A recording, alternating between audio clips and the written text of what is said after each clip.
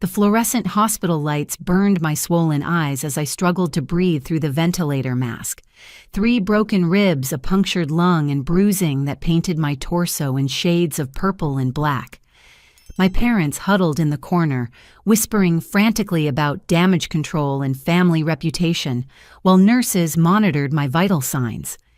Everyone believed my sister Amanda's story about my terrible accident, how I had stumbled down our basement stairs while helping clean out our late grandmother's belongings. But accidents don't leave fingerprint bruises on your shoulders or the kind of rage-filled memories that replay behind closed eyelids. As Dr. Martinez approached my bedside with X-ray films in his hands and concern etched across his face, I knew our family's carefully constructed lies were about to crumble. The truth started 3 days before I ended up fighting for breath in this sterile room. I had driven to my childhood home in suburban Columbus to help sort through Grandma Eleanor's possessions 6 months after her peaceful passing in hospice care. Amanda and I were supposed to work together cataloging items for estate distribution, according to what we believed was Grandma's final will. The house felt hollow without her warm presence, filled only with cardboard boxes and the musty scent of old memories. I was carefully wrapping Grandma's crystal figurine collection when I noticed several empty jewelry boxes in her bedroom dresser. The pearl necklace she wore to every family gathering gone, her antique cameo brooch from Italy missing, the diamond tennis bracelet that had belonged to her mother nowhere to be found.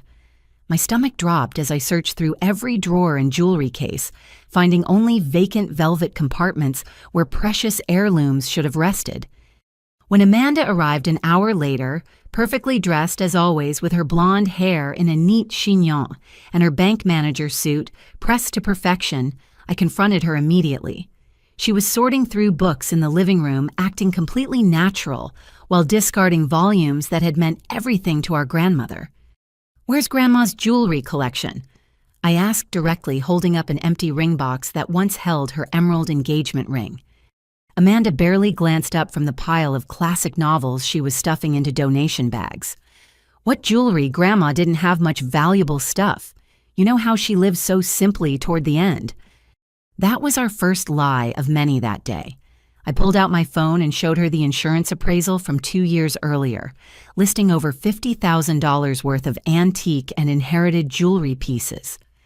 Grandma had given me a copy for safekeeping, worried about theft during her illness. Amanda's composure cracked slightly. Maybe she sold some pieces to pay for medical expenses. Hospice care was expensive. But Medicare had covered most of Grandma's care, and her savings account showed no large withdrawals for medical bills. I had helped manage her finances during her final months, ensuring all her needs were met while preserving her assets for the inheritance she wanted to leave us. "Amanda, I need to know where these items went. They're part of the estate, and we're legally required to account for everything." That's when her mask finally slipped. The sweet sister act vanished, replaced by cold calculation and barely controlled anger. "You always were the suspicious one, Priscilla. Grandma probably gave those pieces away to friends or donated them years ago. Stop trying to create drama where none exists." I followed her down to the basement where we were supposed to catalog Grandma's stored Christmas decorations and photo albums. The concrete steps were steep and narrow, with no handrail leading down to the finished basement where we had played as children. Amanda walked ahead of me, her heels clicking against the wooden steps with sharp, angry precision. "I found receipts," I said quietly, pulling folded papers from my jacket pocket. "From Harrison's jewelry exchange downtown. 11 separate sales transactions over the past 4 months totaling $47,000. All signed with your name and Grandma's signature as the owner." Amanda spun around so fast she nearly lost her balance on the narrow step. Her face had gone completely white, then flushed deep red with rage I had never seen before. "You went through my personal papers. These were in Grandma's filing cabinet with her estate documents. You forged her signature to sell her jewelry and kept the money for yourself."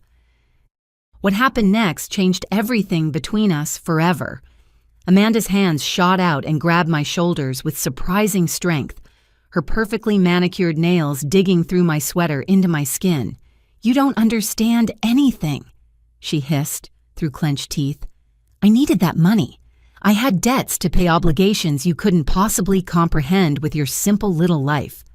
I tried to pull away from her grip, but she was stronger than I expected, fueled by desperation and fury.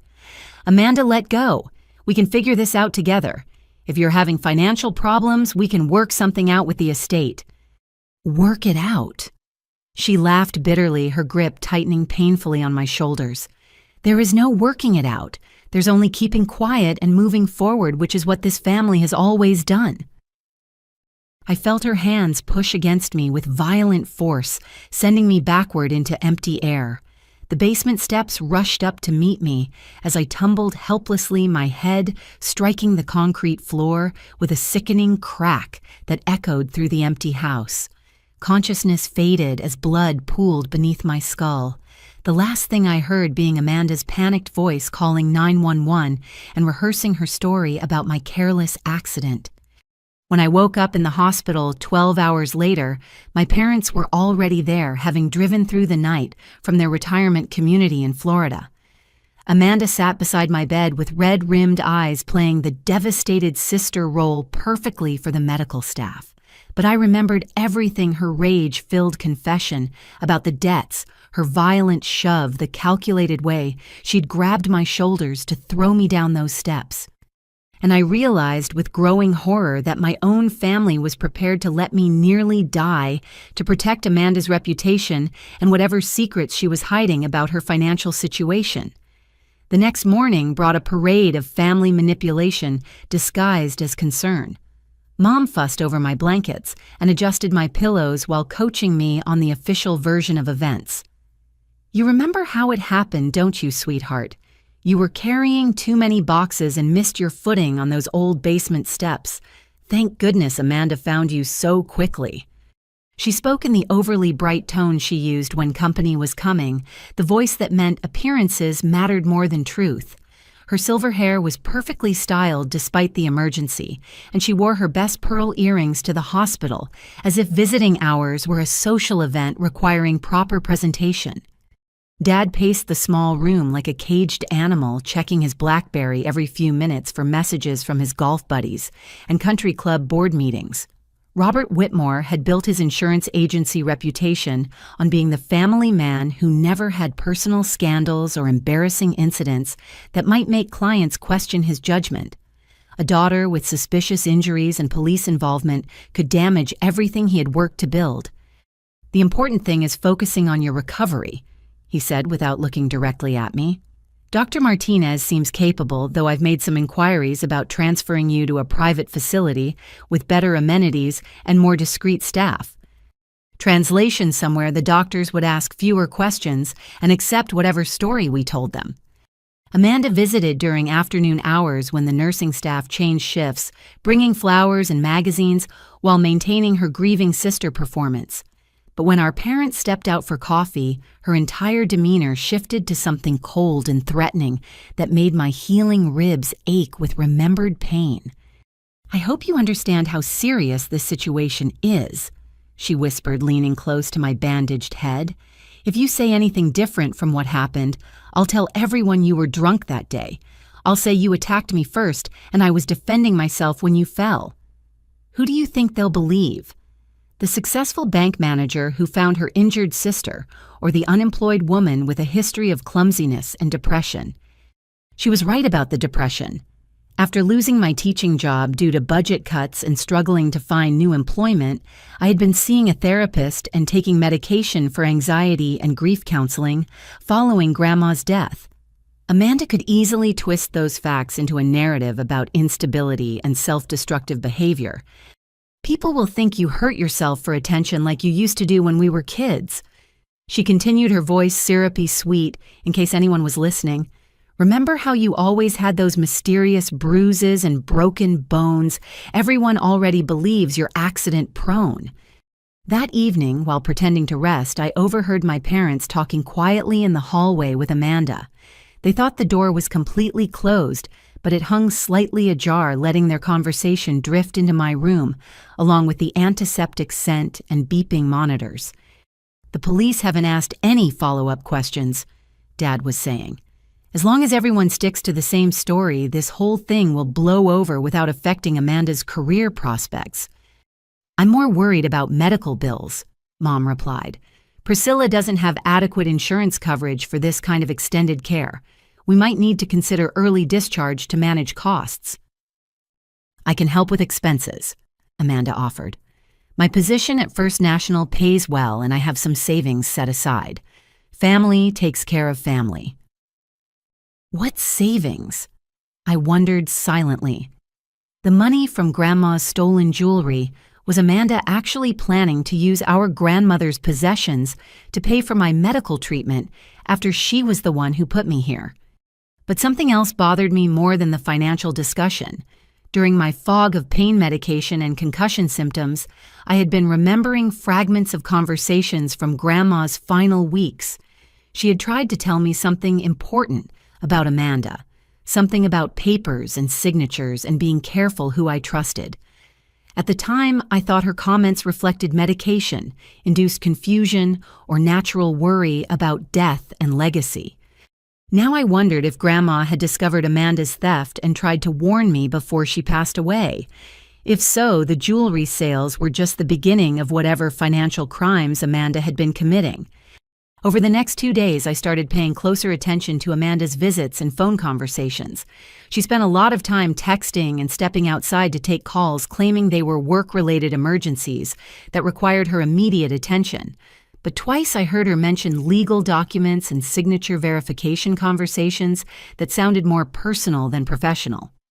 On the third morning, while Amanda thought I was sleeping, she opened her purse to find lip balm, and I glimpsed something that made my blood freeze. Folded papers with official letterhead and what looked like legal seals, along with a thick envelope marked Estate Documents, Eleanor Whitmore. Grandma's estate papers, which should have been secured with the family attorney, were sitting in Amanda's personal handbag. Whatever she was planning went far beyond stealing jewelry to pay gambling debts. She was preparing to manipulate Grandma's entire inheritance, and my inconvenient survival was threatening to expose her scheme. Dr. Martinez was in his mid-40s with kind eyes and gentle hands that had examined thousands of trauma patients during his 15-year career in emergency medicine. During morning rounds, he spent extra time checking my shoulder mobility and asking detailed questions about the mechanics of my fall that made my parents fidget uncomfortably. "The bruising pattern on your upper arms is quite distinctive," he said, photographing the purple fingerprint marks with his medical camera. "Can you walk me through exactly how you lost your balance on the stairs?" I started to repeat Amanda's rehearsed story, but Dr. Martinez held up his hand politely. "I'd like to hear it in your own words without anyone else's interpretation of what happened." Mom immediately jumped in with concern that felt rehearsed. "Doctor, she's still recovering from her head injury. Her memory might be fragmented or confused about the sequence of events." "That's exactly why I prefer to hear directly from the patient," he replied firmly. "Mrs. Whitmore, would you mind giving us a few minutes alone? I need to conduct a proper neurological assessment." After my parents reluctantly left, Dr. Martinez pulled a chair close to my bed and spoke in a voice barely above a whisper. "Priscilla, I've been practicing emergency medicine for a long time. I've seen every kind of accident and injury you can imagine. The pattern of trauma on your body doesn't match the story I've been hearing about a simple fall." He pulled out a tablet and showed me photos of my X-rays and CT scans. "Your rib fractures occurred from impact against the stairs during your fall, which is consistent with tumbling down steps. But these shoulder blade bruises happened before you fell from someone gripping you with significant force. The physics don't work for an accidental stumble." My heart started racing, triggering the monitors attached to my chest. Here was a medical professional who believed what I remembered, who understood that accidents don't leave fingerprint-shaped evidence on your skin. "I also noticed some old injuries in your medical records," Dr. Martinez continued. "A broken wrist from 2 years ago treated at urgent care. A sprained ankle last spring also treated elsewhere. bruised ribs from 6 months ago that you said happened during a hiking accident. Are you seeing a pattern here?" I was quiet for a long time, processing the reality that my lifetime of accidents was finally being questioned by someone with the authority and knowledge to recognize abuse. All those times Amanda had hurt me as a child and teenager explained away by our parents as sibling roughhousing or my own clumsiness were actually documented evidence of ongoing violence. "My sister has anger management issues," I whispered finally.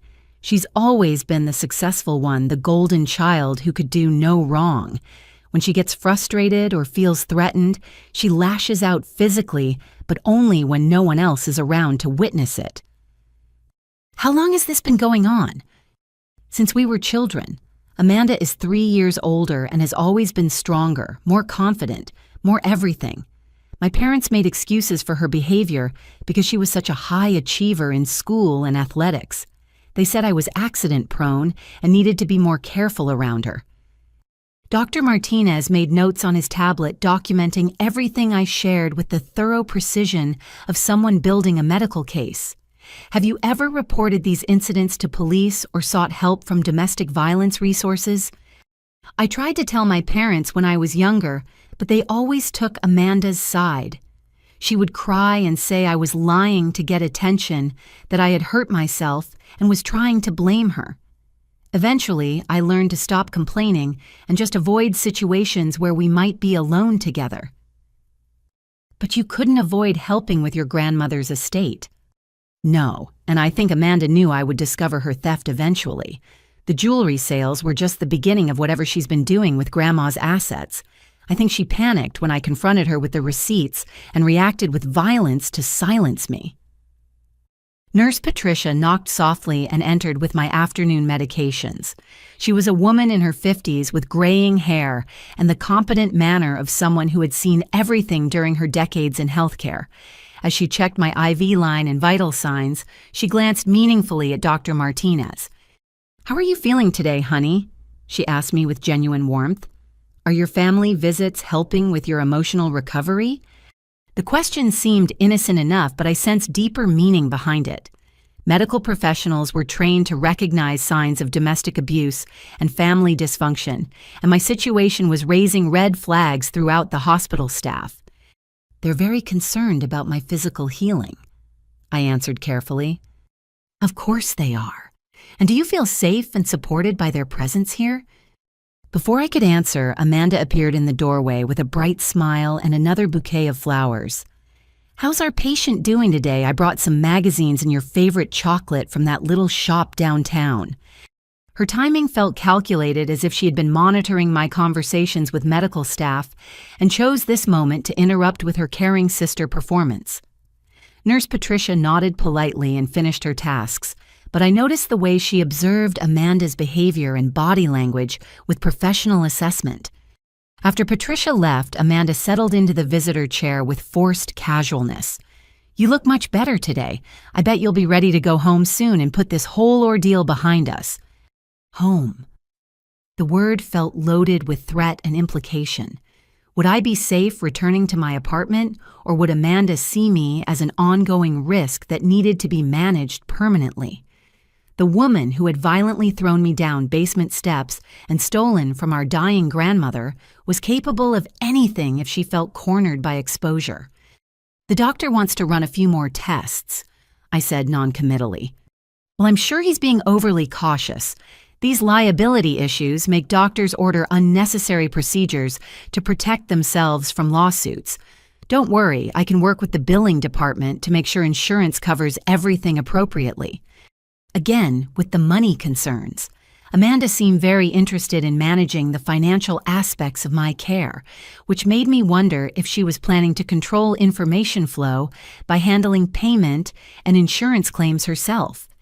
That evening, after visiting hours ended, Dr. Martinez returned with a social worker named Jennifer Chen, who specialized in domestic violence cases.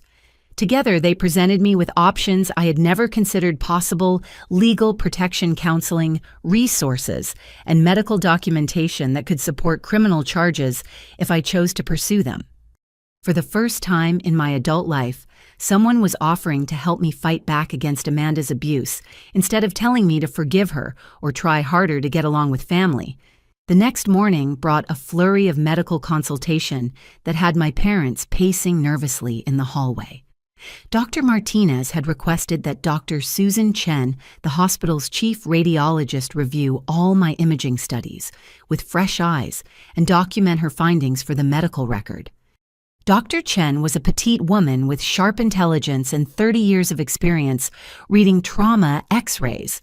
She had seen enough assault victims to recognize the subtle differences between accidental injuries and intentional violence patterns that told stories the victims themselves might be afraid to share.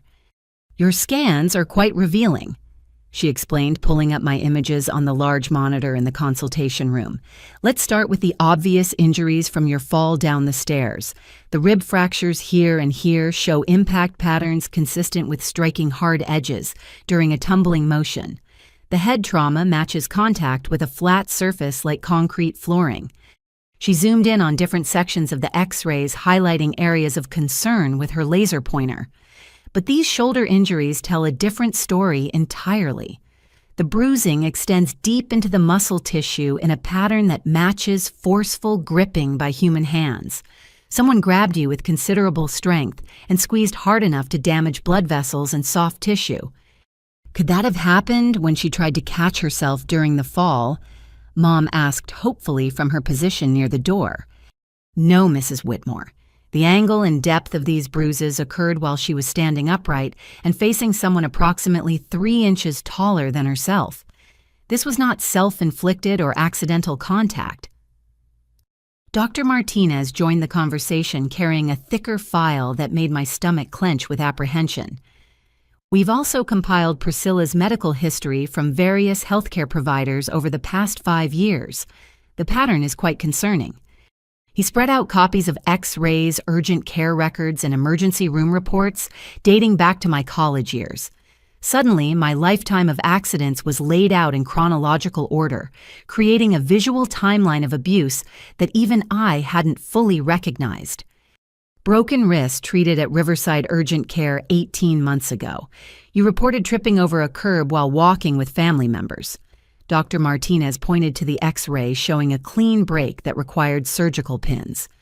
Sprained ankle treated at Columbus General Emergency Department 8 months ago. You said you fell while hiking with your sister. "I remember that one," Dad interjected. "Amanda was so upset about Priscilla's clumsiness. She blamed herself for choosing a difficult trail." Bruised ribs treated at your primary care physician's office 4 months ago. You reported falling off a ladder while cleaning gutters.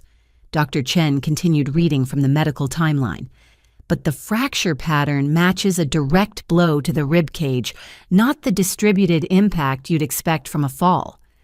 With each medical record, they reviewed the evidence mounted into an undeniable pattern of repeated trauma disguised as accidents. I had been to 4 different medical facilities over 2 years, probably to avoid raising suspicions at any single location, but compiled together, my injuries painted a clear picture of ongoing physical abuse. Most telling are these older injuries that were never properly treated, Dr. Martinez said, pointing to faded shadows on my recent scans. Hairline fractures in your ankle that healed incorrectly, probably from childhood. Scar tissue in your shoulder joint suggesting repeated dislocations that weren't medically addressed. Dental records showing emergency repairs to broken teeth that occurred during your teenage years. She was always accident-prone, Mom said weakly, but her voice lacked conviction. Even she was starting to see the pattern that medical professionals recognized immediately. Mrs. Whitmore, in my 15 years of emergency medicine, I've learned to distinguish between patients who have occasional accidents and patients who are victims of systematic abuse. Your daughter's medical history shows clear evidence of repeated intentional trauma, most likely occurring in private settings with family members present. The room fell completely silent except for the humming of medical equipment and distant hospital corridor noises. My parents looked stricken, finally confronted with documentation they couldn't explain away or dismiss as coincidence. Dr. Chen pulled up one final image that made everyone freeze. This is yesterday's chest X-ray taken from a different angle than our initial films. Do you see this shadow pattern along the rib cage? These are older fractures, probably from 6 to 8 months ago, that weren't properly diagnosed or treated at the time. I remembered those ribs, the hiking accident with Amanda that left me breathless and aching for weeks, dismissed by my doctor as muscle strain after Amanda insisted I had simply fallen on rocky terrain. I had been in pain for over a month, but X-rays weren't ordered because the initial injury report seemed minor. Someone kicked or punched you in the ribs with enough force to cause hairline fractures, Dr. Martinez said quietly. The healing pattern shows you continued normal activities without proper medical care, probably because you were told the injury wasn't serious. That's impossible, Dad protested, but his face had gone completely pale. Amanda would never intentionally hurt her sister. You're misinterpreting these images based on assumptions rather than facts. I'm interpreting these images based on 30 years of experience with trauma victims, Dr. Chen replied firmly. Mr. Whitmore, your daughter has been systematically abused by someone with regular access to her, someone she trusts enough to be alone with, despite repeated injuries. The medical evidence doesn't lie even when patients are afraid to tell the truth about their circumstances. At that moment, Amanda appeared in the doorway with her usual perfect timing, as if she had been monitoring our conversation from the hallway. She carried coffee for everyone and wore an expression of loving concern that would have fooled me completely just a week ago. "How's our patient this morning?" she asked, brightly distributing cups with the efficiency of someone accustomed to managing social situations. "I brought everyone's favorites from that coffee shop you like, Mom." But I was watching Dr. Martinez and Dr. Chen, seeing how they observed Amanda's entrance and demeanor with the practiced eyes of people trained to spot predators who disguise themselves as caregivers. Amanda's perfect timing wasn't coincidental. She had been listening to our conversation and entered at precisely the right moment to disrupt the medical team's presentation of evidence. "We were just reviewing Priscilla's X-rays and discussing her treatment plan," Dr. Martinez said carefully. "How wonderful that she's getting such thorough care," Amanda replied, but I caught the slight tension in her voice. "I'm sure you'll find that everything points to a complete recovery from her unfortunate accident." The word accident hung in the air like a challenge, daring the medical professionals to contradict the family's official story, despite the overwhelming evidence spread across their examination table. Dr. Chen quietly gathered the X-ray films and medical records, but I knew she was documenting everything in my permanent file. For the first time in my life, there was professional legal evidence of what Amanda had been doing to me for decades. And Amanda knew it too. I could see the calculation behind her smile as she realized that medical professionals were no longer accepting our family's lies about my accident-prone nature. The battle lines were being drawn, and this time I wasn't facing Amanda's violence alone. Dr. Martinez asked my parents and Amanda to step outside while he conducted what he called a comprehensive trauma assessment. For the first time since my hospitalization, I was alone with someone who believed my story and had the authority to document the truth about my family's dysfunction. "Tell me about growing up with Amanda," he said, gently settling into the bedside chair with a notepad and the patient demeanor of someone prepared to listen for as long as necessary. The words came slowly at first, then faster as decades of suppressed memories surfaced like debris from a shipwreck. Amanda had always been 3 years older, stronger, and infinitely more charming than her awkward younger sister. She excelled at everything: honor roll student, varsity volleyball captain, homecoming princess, early admission to Ohio State with a full academic scholarship. I was the afterthought child born when Amanda was already established as the family star. While she collected trophies and awards, I struggled with reading comprehension and social anxiety. Our parents' attention focused entirely on nurturing Amanda's achievements and managing what they saw as my behavioral problems and learning difficulties. Amanda learned early that she could hurt me without consequences as long as she was careful about witnesses, I explained. She would pinch or twist my arm during family photos, smile sweetly for the camera while causing pain. If I cried or complained, Mom would scold me for ruining the picture or being too sensitive. What about more serious injuries? Those usually happened when we were alone, but Amanda always had explanations ready. When I was 8, she pushed me off the backyard swing set, fracturing my collarbone. She told our parents I had been showing off and fell while trying to jump from the swing at its highest point. They believed her completely and lectured me about being more careful. The pattern continued throughout our childhood and teenage years. Amanda would hurt me during private moments, then comfort me afterward while spinning stories about my clumsiness or attention-seeking behavior. Our parents never questioned her explanations because Amanda's lies were always more plausible than the truth that their perfect daughter was a violent predator. When I was 12, Amanda broke my nose by slamming a door into my face. She claimed it was an accident that she hadn't seen me standing behind the door when she opened it quickly. The emergency room doctor suggested it might have been intentional based on the impact pattern, but Amanda cried and said she would never hurt her little sister on purpose.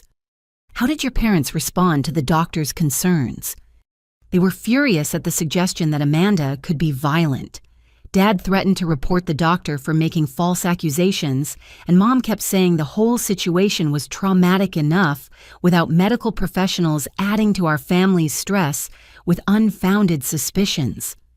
Dr. Martinez made careful notes, documenting the long history of minimization and enablement that had allowed Amanda's abuse to continue unchecked. What about extended family grandparents, aunts and uncles, family friends?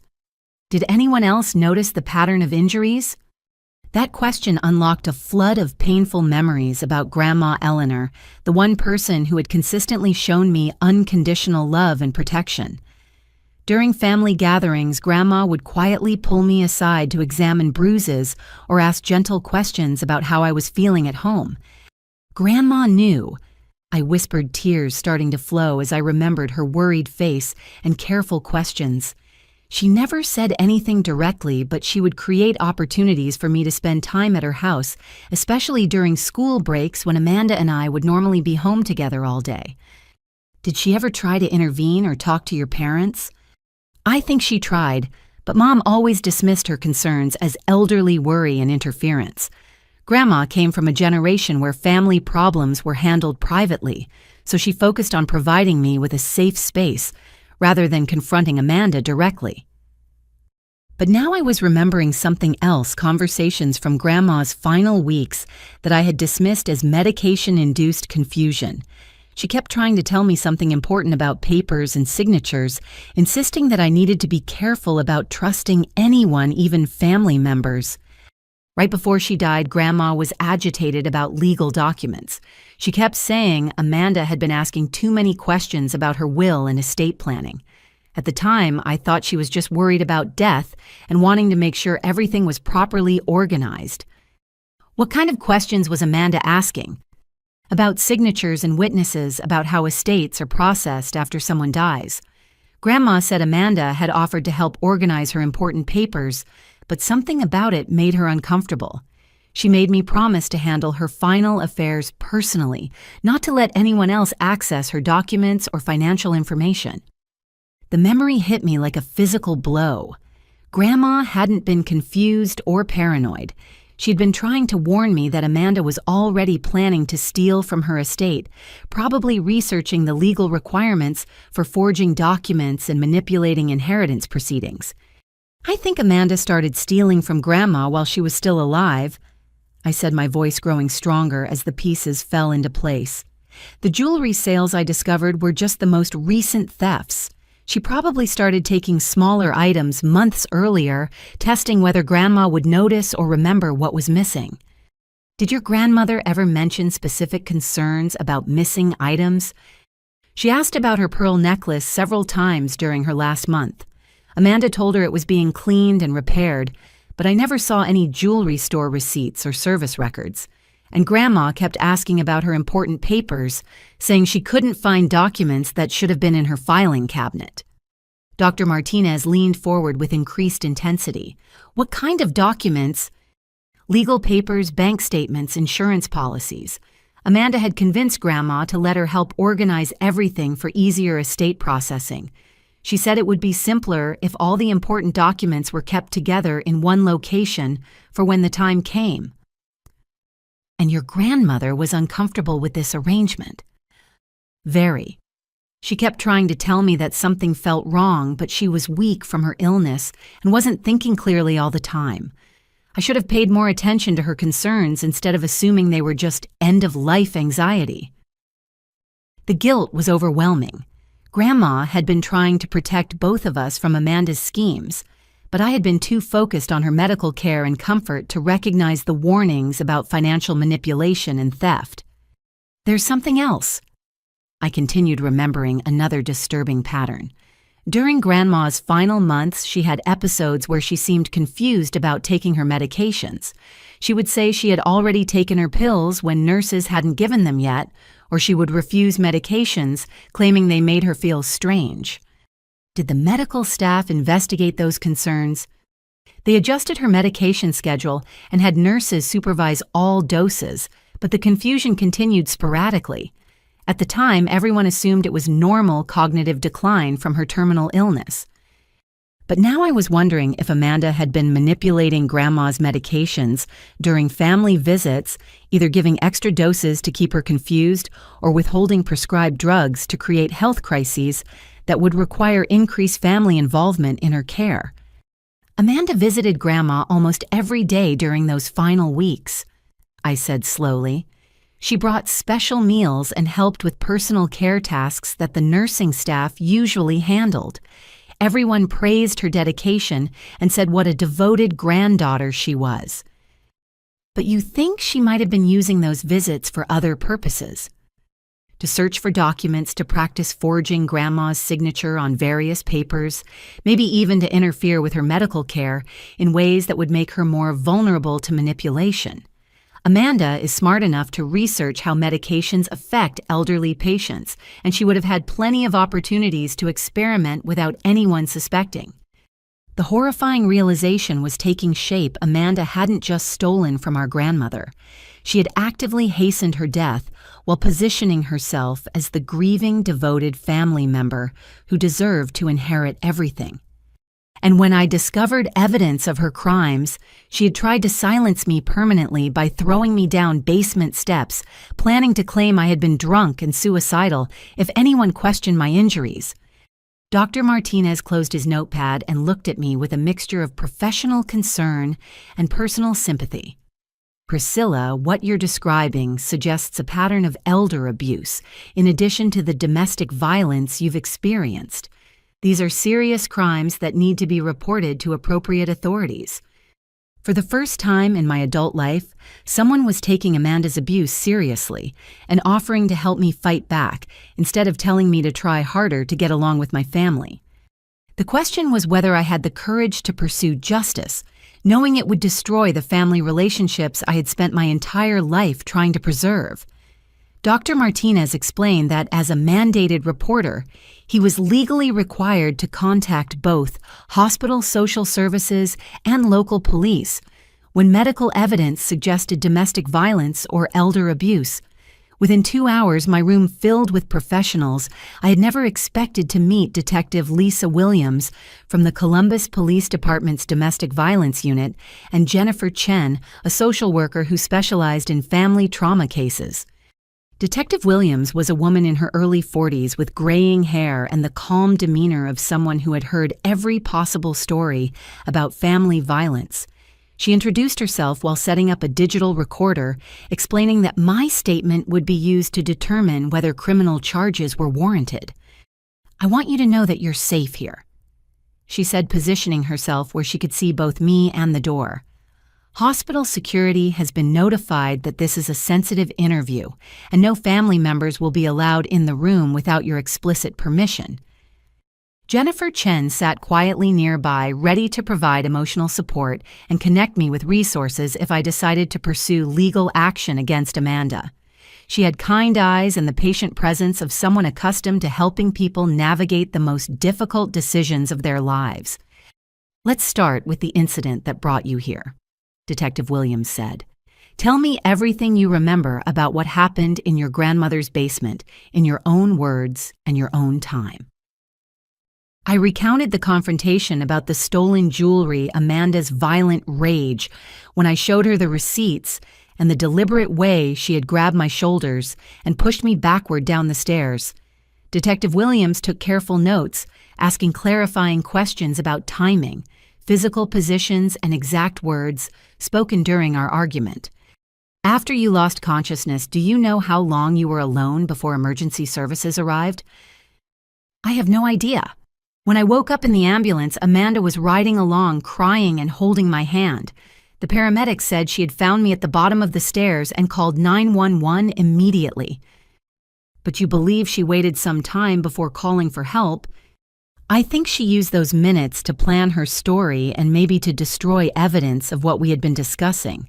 The receipts I showed her were missing when police processed the scene, along with other documents I had found in Grandma's filing cabinet." Detective Williams made a note to follow up on the missing evidence and the initial police report from the scene. Then she asked the question I had been dreading. "Are you willing to file criminal charges against your sister for assault?" The room fell silent while I processed the magnitude of that decision. Filing charges would mean acknowledging publicly that my family was not the loving, successful unit they presented to the world. It would mean Amanda's arrest court proceedings and permanent legal records that would follow both of us for the rest of our lives. What would happen if I pressed charges? "Based on your injuries and the medical evidence, we would arrest Amanda on charges of felony assault. Given the severity of your injuries and the potential for permanent damage, she would likely face significant jail time if convicted." "And if I don't press charges?" "Then Amanda faces no legal consequences for nearly killing you, and she remains free to continue her abusive behavior toward you or potentially other victims." Jennifer Chen leaned forward with gentle encouragement. "Priscilla, this decision is entirely yours to make, but I want you to know that we have resources to help protect you regardless of what you choose. There are legal options, counseling services, and safety planning support available." Before I could respond, my phone rang with a call from Amanda. Detective Williams nodded for me to answer, gesturing for me to put the call on speaker so she could listen to our conversation. "Hi, sweetie, how are you feeling today?" Amanda's voice was sickeningly sweet, but I could hear tension underneath her caring tone. "Better, thanks. The doctors are running some additional tests." "What kind of tests? I hope they're not putting you through unnecessary procedures. Hospital bills can be so expensive, and I know your insurance situation isn't ideal." "Just routine follow-up scans to make sure everything is healing properly." Good. Listen, I've been thinking about Grandma's estate situation, and I realize we should probably get everything sorted out quickly. I found some additional paperwork that needs your signature as co-executor. Could I bring the documents by later for you to review?" Detective Williams was writing furiously, noting Amanda's attempt to get me to sign legal papers while I was hospitalized and potentially under the influence of pain medication. "I'm pretty tired today. Maybe we could handle estate business after I'm discharged and feeling more clear-headed." "Oh, but the attorney says there are time-sensitive issues with the probate process. It would really be better to get these signatures completed as soon as possible. I could come by this evening after visiting hours when things are quieter." The suggestion of meeting after official visiting hours sent chills through me. Amanda wanted privacy for whatever she was planning away from medical staff who might witness or interfere with her manipulation. "Let me talk to the doctor about when I might be thinking clearly enough to handle legal decisions," I said carefully. "Of course, sweetheart, but don't overthink the situation. These are just routine signatures to move the estate process forward. Nothing complicated or concerning." After I hung up, Detective Williams looked grim. "She's trying to get you to sign documents while you're hospitalized and potentially impaired by medication. That's a classic predator move to secure legal advantage while victims are vulnerable. What do you think she wants me to sign?" Probably papers that would give her control over your grandmother's estate or documents that would prevent you from accessing information about missing assets. She knows you've discovered her theft, and she's trying to create legal barriers to protect herself. Jennifer Chen pulled out her tablet and showed me information about elder abuse investigations and financial crimes against vulnerable adults. Detective Williams, there's something else you should know. Priscilla has shared concerns about possible medication tampering and forged documents related to her grandmother's final months of life. What kind of medication tampering? I explained my memories of Grandma's confusion about her prescriptions and Amanda's frequent private visits during which she handled personal care tasks normally managed by nursing staff. Detective Williams requested Grandma's medical records and hospice care documentation to look for patterns that might support investigation of elder abuse charges. If we can prove Amanda was manipulating your grandmother's medications or forging legal documents, this becomes a much larger criminal case involving elder abuse fraud and potentially even homicide if we can show her actions hastened your grandmother's death. The word homicide hit me like a physical blow. I had been thinking of Amanda as a thief and an abuser, but if she had actually poisoned or medicated Grandma to death, she was something far more dangerous. There's one more thing, I said quietly. I think Amanda might have other victims. She works as a bank manager and has access to elderly customers' financial information. If she's been stealing from our family, she might be targeting vulnerable clients as well. Detective Williams immediately picked up her phone to contact the Financial Crimes Unit and request investigation into Amanda's professional activities. Within minutes, she was coordinating with federal banking regulators and the FBI to examine potential fraud involving elderly banking customers. Priscilla, what started as a domestic violence case is becoming a multi-agency investigation into systematic elder abuse and financial crimes. Your sister may have been operating an extensive fraud scheme targeting vulnerable elderly victims through her position at the bank. I felt simultaneous relief that Amanda's crimes were finally being taken seriously, and terror about what her reaction would be when she realized the full scope of the investigation closing in around her. Detective Williams gathered her materials and prepared to leave. I'm going to recommend that we place Amanda under surveillance while we build our case. In the meantime, hospital security will monitor your room and will provide you with emergency contacts if she attempts to threaten or intimidate you. For the first time in my adult life, law enforcement was taking steps to protect me from Amanda's violence, instead of dismissing my concerns as family drama that should be resolved privately. But I also knew that cornering Amanda would make her desperate, and desperate people were capable of anything to protect themselves from consequences. The next morning brought an unwelcome surprise that changed everything about my hospital stay. Amanda arrived during early visiting hours accompanied by a man in an expensive suit who introduced himself as Marcus Reed, her attorney and legal advisor for handling our family's estate matters. Marcus was tall and polished with silver hair and the confident manner of someone accustomed to intimidating people through legal expertise. He carried a leather briefcase and spoke in measured tones that made everything sound official and urgent. "Good morning, Priscilla. I hope you're feeling stronger today." Amanda said, her voice artificially bright, while her eyes remained cold and calculating. "Marcus has been helping me organize Grandma's estate paperwork, and we've discovered some concerning discrepancies that need immediate attention." "What kind of discrepancies?" I asked, immediately suspicious of any legal issues that required urgent action while I was hospitalized and medicated. Marcus opened his briefcase and pulled out several official-looking documents. "It appears your grandmother may have been suffering from more significant cognitive decline than anyone realized during her final months. There are multiple contradictory versions of her will sum, with signatures that appear questionable upon closer examination." He spread the papers across my bedside table, pointing to various signatures and dates that supposedly proved Grandma's mental confusion. We need to establish which documents represent her true final wishes, and that requires medical evaluation of her mental capacity during different time periods. Why does this need to be resolved right now? Because there are time limits for challenging estate documents, Amanda interjected. If we don't address these inconsistencies within the legal deadline, we could lose the opportunity to ensure Grandma's real intentions are honored. But something about their urgency felt calculated rather than genuinely concerned about honoring Grandma's wishes.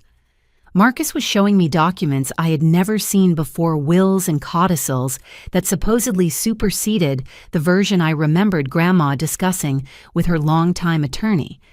I'd like to speak with Grandma's attorney about these discrepancies before signing anything, I said carefully. Marcus and Amanda exchanged a quick glance that set off alarm bells in my mind. Unfortunately, Mr. Henderson retired suddenly due to health issues, and his files were transferred to our firm for continued management, Marcus explained smoothly. We're now the legal representatives for your grandmother's estate. That was news to me. Just 2 weeks before Grandma's death, Mr. Henderson had seemed healthy and fully engaged in finalizing her estate planning. The timing of his sudden retirement, coinciding with my discovery of Amanda's theft, seemed too convenient to be coincidental. I think I should wait until I'm discharged and can think more clearly before making any legal decisions, I said. Priscilla, I understand your caution, but delay could be very costly for both of us. Amanda pressed. These estate issues affect your inheritance too. If we don't resolve the contradictory documents quickly, the whole estate could end up in probate court for years. Marcus pulled out another set of papers that made my blood run cold. We also need to address some concerns about your mental health and decision-making capacity following your recent head injury. Hospital records show you've been making unusual accusations against family members, which could indicate post-traumatic stress or cognitive impairment. I realized they were trying to have me declared mentally incompetent so Amanda could gain legal control over both my inheritance and my medical decisions. If they succeeded, I would have no legal standing to challenge Amanda's theft or pursue criminal charges against her.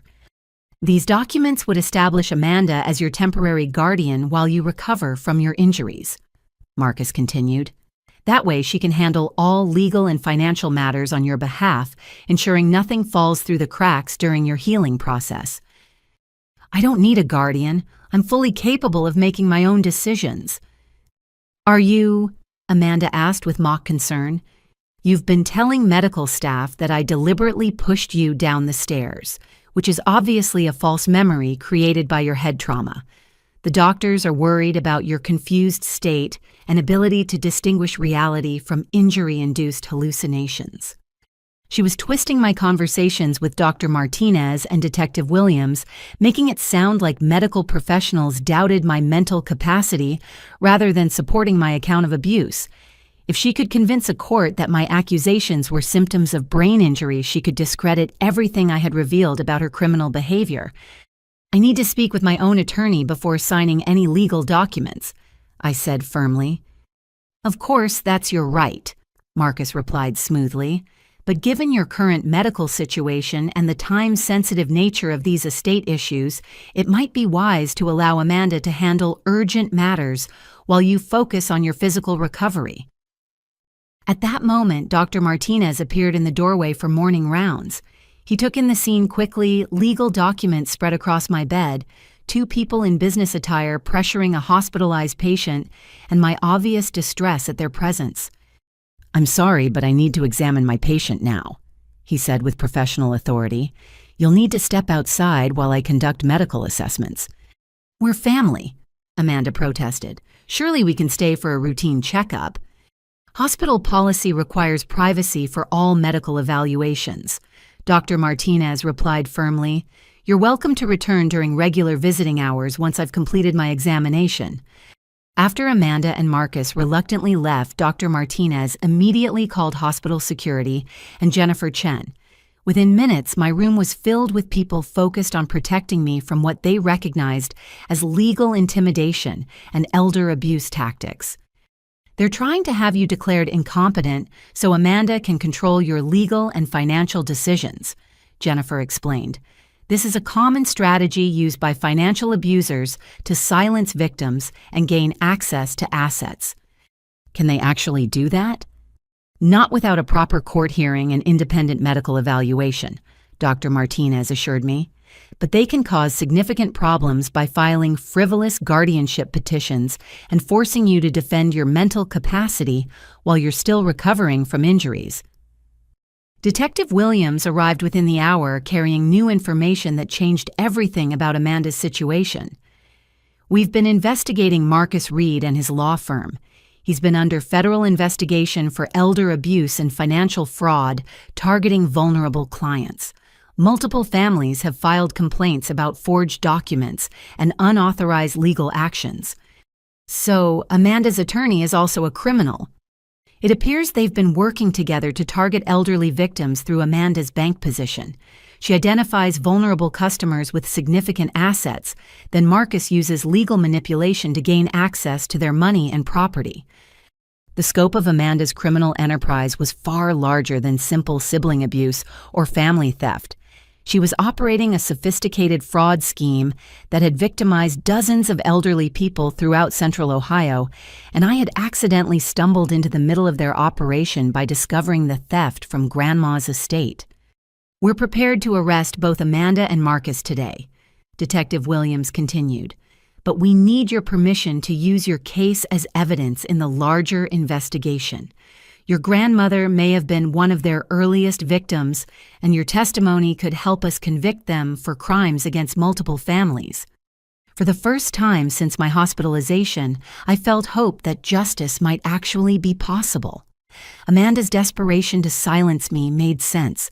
Now, I wasn't just a family member who knew about stolen jewelry. I was a witness who could expose an entire criminal conspiracy. But I also knew that desperate criminals were dangerous, especially when they realized their freedom depended on eliminating witnesses who could testify against them.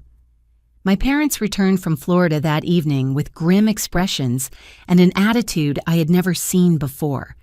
Instead of their usual concerned hovering, they approached my bedside with the cold efficiency of people conducting unpleasant but necessary business. We've been talking with Amanda and Marcus about this legal situation, Dad announced without his customary small talk or inquiries about my medical condition. There seems to be some confusion about Grandma's estate and your role in creating complications. What kind of complications? Mom pulled out a folder thick with documents and spread them across the bedside table, where Marcus had placed his papers earlier. These are medical bills from your hospitalization plus projected costs for ongoing treatment and rehabilitation. The total is approaching $60,000, and your insurance coverage has significant gaps. Amanda has generously offered to cover these expenses through the Family Emergency Fund. Dad continued, but only if we can resolve the estate issues quickly and quietly, without involving outside parties who don't understand our family dynamics. I stared at them in disbelief. My parents were using my medical bills as leverage to force my cooperation with Amanda's legal manipulation. They were essentially blackmailing me while I lay in a hospital bed, recovering from injuries their daughter had inflicted. What exactly are you asking me to do? Sign these guardianship papers giving Amanda temporary authority to handle your legal and financial affairs, Mom said, pointing to documents that would strip away my right to make independent decisions. And stop making false accusations about family members to hospital staff and outside authorities. False accusations. Dad's face flushed with anger I had rarely seen directed at me. You've been telling people that Amanda deliberately hurt you, which is not only untrue but damaging to her professional reputation and our family's standing in the community. Amanda works with elderly bank customers, Mom added. These wild stories about theft and violence could cost her career and destroy everything she's worked to build. Is that really what you want to ruin your sister's life because you're confused about what happened during your accident? They had completely dismissed the medical evidence, the police investigation, and my detailed account of Amanda's criminal behavior. Worse, they were characterizing my reports of abuse as malicious lies designed to hurt Amanda rather than truth-telling that could prevent future victims. The medical evidence shows that Amanda grabbed me and pushed me down those stairs, I said firmly.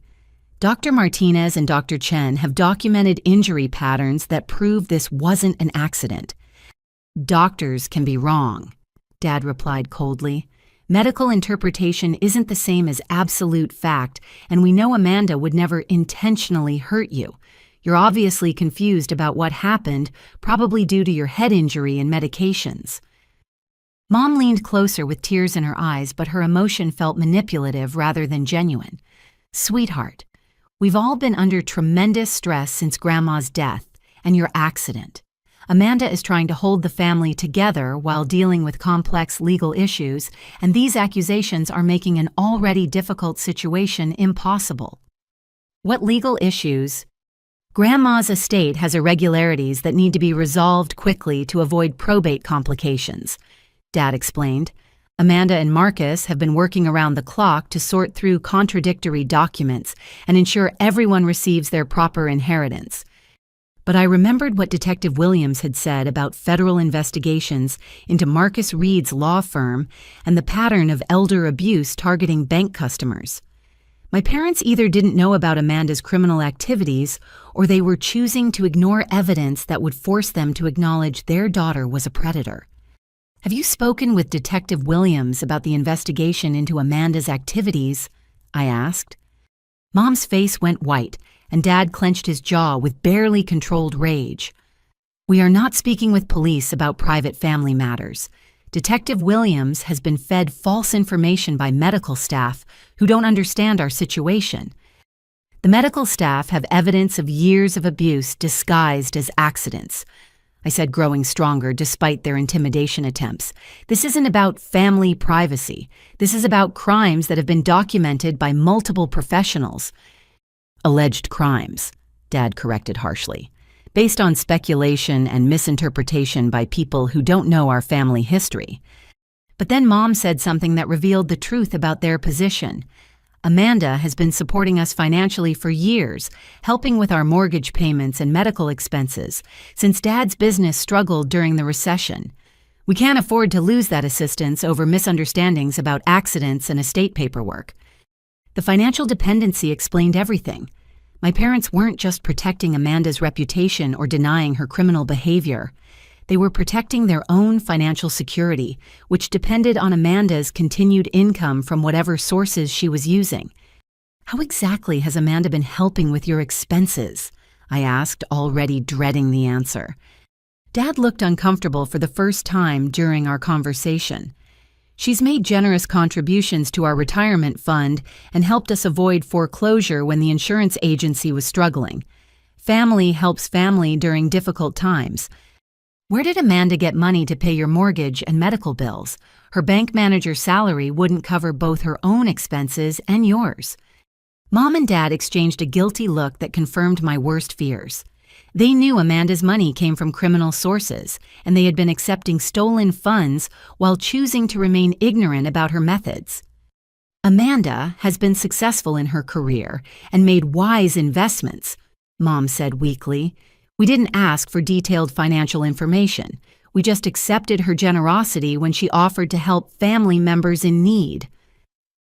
But I was thinking about Detective Williams' information regarding the investigation into Amanda's fraud schemes targeting elderly bank customers. The money my parents had been receiving was probably stolen from vulnerable victims who trusted Amanda with their financial security. Mom, Dad, Amanda has been stealing from elderly people through her position at the bank. The FBI is investigating her for fraud, forgery, and elder abuse. The money she's been giving you belongs to victims she's been targeting. That's impossible, Dad said automatically, but his voice lacked conviction. Detective Williams can show you evidence of Amanda's crimes dating back years. Multiple families have filed complaints about unauthorized withdrawals and forged documents. Grandma was one of her victims. Mom started crying, but I couldn't tell if her tears were from genuine shock or grief about losing their financial support. Amanda wouldn't steal from Grandma. She loved her as much as anyone. Amanda poisoned Grandma to keep her confused and compliant while she forged documents and transferred money, I said bluntly. That's why Grandma was so agitated about her medications and legal papers during her final weeks. The room fell silent except for Mom's quiet sobbing and the steady beeping of my medical monitors. My parents were finally confronting the reality that they had been accessories to Amanda's crimes, accepting stolen money while choosing to remain willfully ignorant about its source. "What happens to us if Amanda is arrested?" Dad asked quietly, the question revealing his primary concern. "You'll probably be investigated as accessories depending on how much you knew about the source of her money, but cooperating with authorities and helping victims recover stolen assets might help reduce charges. Or we could handle this quietly within the family and avoid destroying everyone's lives over mistakes and misunderstandings," Mom suggested desperately. They were still trying to minimize Amanda's crimes and protect themselves from consequences, even after learning about the scope of her fraud and abuse. Their loyalty was ultimately to their own financial security rather than justice for Amanda's victims or protection for their own daughter. I realized that my parents had never really seen me as someone worthy of protection. Throughout my childhood and adult life, they had sacrificed my safety and well-being to preserve Amanda's advantages and their own social standing. Now they were asking me to sacrifice my legal rights and my chance for justice in order to protect their financial security and Amanda's criminal enterprise. For the first time in my life, I was ready to choose my own well-being over my family's demands for loyalty and silence. Despite my physical limitations and the constant stream of family pressure, I began conducting my own investigation from my hospital bed. Jennifer Chen had provided me with contact information for various agencies and resources, and I used my laptop and phone to piece together the full scope of Amanda's criminal activities.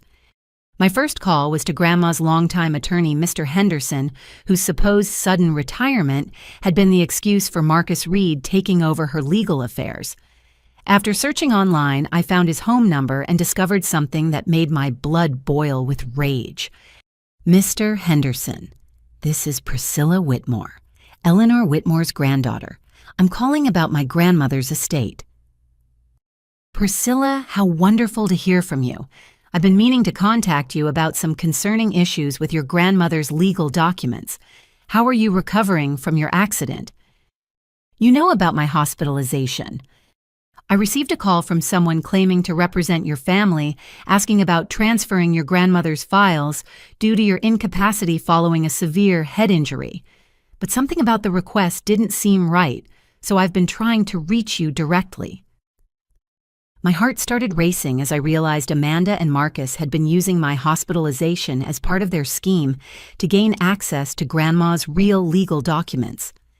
"Mr. Henderson, have you retired or transferred any files to Marcus Reed's law firm?" "Absolutely not. I'm still practicing and still serving as executor of your grandmother's estate. Who told you I had retired?" "Marcus Reed claimed you had health problems and transferred all of Grandma's files to his firm for continued management." Mr. Henderson's voice turned grim. "Miss Whitmore, I've never heard of Marcus Reed, and I certainly haven't transferred any client files to his firm. Someone has been impersonating my authority to gain access to your grandmother's estate documents."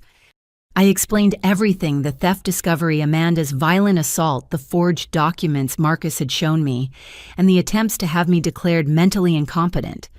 Mr. Henderson listened with growing concern and took detailed notes about each fraudulent action. "Your grandmother updated her will 6 weeks before her death," he revealed. "She was very specific about wanting you to inherit the majority of her estate, including the House Lake cabin and all personal property. She only left Amanda a small monetary bequest because she had discovered evidence of theft and wanted to protect the rest of her assets." "What kind of evidence?" "Bank statements showing unauthorized withdrawals, forged signatures on investment account changes, and missing jewelry that she had documented for insurance purposes. Your grandmother suspected Amanda had been stealing from her for months, and she changed her will to prevent further theft after her death." This was exactly what I had suspected. Grandma's agitation during her final weeks wasn't medication-induced confusion. It was justified fear that Amanda was systematically robbing her while she was too weak to protect herself. "There's something else," Mr. Henderson continued. "Your grandmother recorded video messages for you before she died explaining her concerns about Amanda and providing evidence of the theft. She asked me to keep the recordings in my office safe, accessible only to you after her death. Amanda doesn't know about these videos. No one knows except you and me. Your grandmother was very careful to create this evidence in secret during Amanda's work hours when she couldn't monitor or interfere with our meetings." Mr. Henderson agreed to meet with Detective Williams and provide all documentation related to Grandma's real estate planning and the evidence she had gathered about Amanda's crimes. He also offered to testify about the fraudulent attempts to access her files using false claims about his retirement. My next call was to Grandma's bank, where I spoke with the Fraud Prevention Department about unauthorized account activity during her final months. The customer service manager, Patricia Wong, was immediately helpful when I explained that I was investigating potential elder abuse and financial crimes. "We've had several inquiries about Mrs. Whitmore's accounts recently," she said. "Someone claiming to be her legal representative has been requesting detailed transaction histories and account access information." "What kind of information were they seeking?" "Complete records of all deposits, withdrawals, and account changes for the past 2 years. They claimed they needed the documentation for estate settlement purposes, but something about their requests seemed inappropriate." "Did they provide proper legal authorization?" "They presented documents that appeared legitimate, but our legal department flagged them for further review. The signatures didn't match our samples, and the notarization looked suspicious." Patricia agreed to preserve all records of the fraudulent access attempts and provide them to law enforcement for investigation. She also revealed that Amanda had made several large cash withdrawals from Grandma's accounts during her final weeks using what appeared to be forged withdrawal slips. "The total amount withdrawn was over $30,000, Patricia explained. "We normally require additional verification for large cash transactions involving elderly customers, but the person making the withdrawals had intimate knowledge of the account holder's personal information and financial history." My final call was to Grandma's longtime neighbor, Mrs. Dorothy Stevens, who had lived next door for over 20 years and had helped keep an eye on Grandma during her illness. Dorothy had always been observant and caring, the kind of neighbor who noticed changes in routine and was genuinely concerned about others' well-being. "Oh, Priscilla, I'm so glad you called," Dorothy said warmly. "I've been worried about your family since Eleanor passed, and I heard about your terrible accident. How are you recovering?" "Better each day, thank you. Mrs. Stevens, I'm calling because I have some questions about the weeks before Grandma died. Did you notice anything unusual about her visitors or daily routine?" "Well, Amanda was there almost every day toward the end, which was wonderful, but I did notice some odd things that concerned me." "What kind of things?" "Amanda would arrive with large bags and boxes, like she was cleaning out the house while Eleanor was still alive. She made multiple trips to her car carrying heavy items, but when I asked about it, she said she was just organizing Eleanor's belongings to make things easier for the family later." "Did you see what she was carrying?" "It looked like household items, maybe books and decorative pieces, but the timing seemed strange, taking things while Eleanor was still living in the house and might want access to her belongings." Dorothy had also noticed that Grandma seemed more confused and agitated on days when Amanda visited, often appearing disoriented or upset after spending time alone with her granddaughter. Eleanor mentioned to me several times that she couldn't find important papers or remember conversations about legal matters. She seemed frustrated and worried about memory problems, but her mind was actually quite sharp most of the time. "Did she say anything specific about missing documents?" "She was very concerned about her will and financial papers. She told me she thought someone had been going through her filing cabinet because documents were out of order or missing entirely. She asked me to witness her signature on some new papers, but Amanda arrived before we could complete whatever Eleanor wanted to do." The pattern was becoming undeniably clear. Amanda had been systematically stealing from Grandma while she was dying, taking advantage of her physical weakness to remove evidence and manipulate legal documents. When Grandma tried to protect her remaining assets by changing her will, Amanda had escalated her efforts to maintain control over the inheritance. And when I accidentally discovered evidence of the theft, Amanda had tried to silence me permanently with violence that nearly cost me my life. But now I had witnesses' documentation and professional support to expose Amanda's crimes and ensure she faced consequences for years of abuse and fraud. The question was whether I had the strength to see the investigation through to prosecution, knowing it would mean the complete destruction of my family relationships and the public exposure of secrets we had hidden for decades. For the first time in my adult life, I chose truth and justice over family loyalty and keeping peace at any cost. The next morning brought a coordinated effort between multiple law enforcement agencies that transformed my hospital room into the unofficial headquarters of a major criminal investigation. Detective Williams arrived with FBI Special Agent Karen Morrison, who specialized in financial crimes against elderly victims, and Assistant District Attorney Michael Chen, who would be prosecuting the case. Special Agent Morrison spread crime scene photos and financial records across 2 rolling tables, creating a visual timeline of Amanda's criminal activities that spanned over 3 years. Your sister and Marcus Reed have been operating what we call a sweetheart scam, targeting elderly bank customers with significant assets and no close family oversight. How does it work? Amanda identifies vulnerable customers through her position as bank manager, focusing on elderly individuals who live alone or have limited family contact. She builds trust relationships over months, offering extra assistance with banking needs and gradually learning about their personal lives and financial situations. Agent Morrison showed me photographs of Amanda's victims, 12 elderly individuals whose families had reported suspicious financial activity and unauthorized access to accounts. The youngest was 73, the oldest 91, and their combined losses exceeded $2 million. Once Amanda establishes trust and access to financial information, Marcus creates fraudulent legal documents, giving them power of attorney or guardianship authority. Then they systematically drain accounts, sell property, and transfer assets to shell companies they control. What happened to the victims? Most died within months of the financial exploitation, either from natural causes or from what appears to be medication tampering designed to hasten death and prevent discovery of the crimes. The photographs showed frail elderly faces, people who had trusted Amanda with their financial security and paid for that trust with their life savings and potentially their lives. I felt sick thinking about Grandma being just one victim among many in Amanda's systematic predation on vulnerable elderly people. Detective Williams opened another folder containing search warrant results from Amanda's home office and Marcus's law firm. We executed simultaneous searches yesterday while Amanda was visiting you at the hospital. The evidence is overwhelming.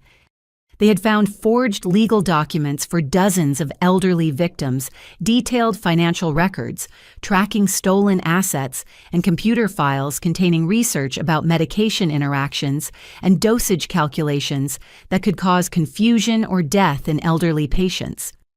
Most damaging is Amanda's personal journal, where she documented her strategies for identifying and exploiting vulnerable targets. Agent Morrison continued. She wrote detailed notes about each victim's weaknesses, family situations, and optimal timing for financial manipulation. She showed me photocopied pages from Amanda's handwriting that made me physically ill to read. Amanda had categorized elderly people like hunting prey, noting which victims were easily confused, isolated, or trusting in ways that could be exploited for financial gain.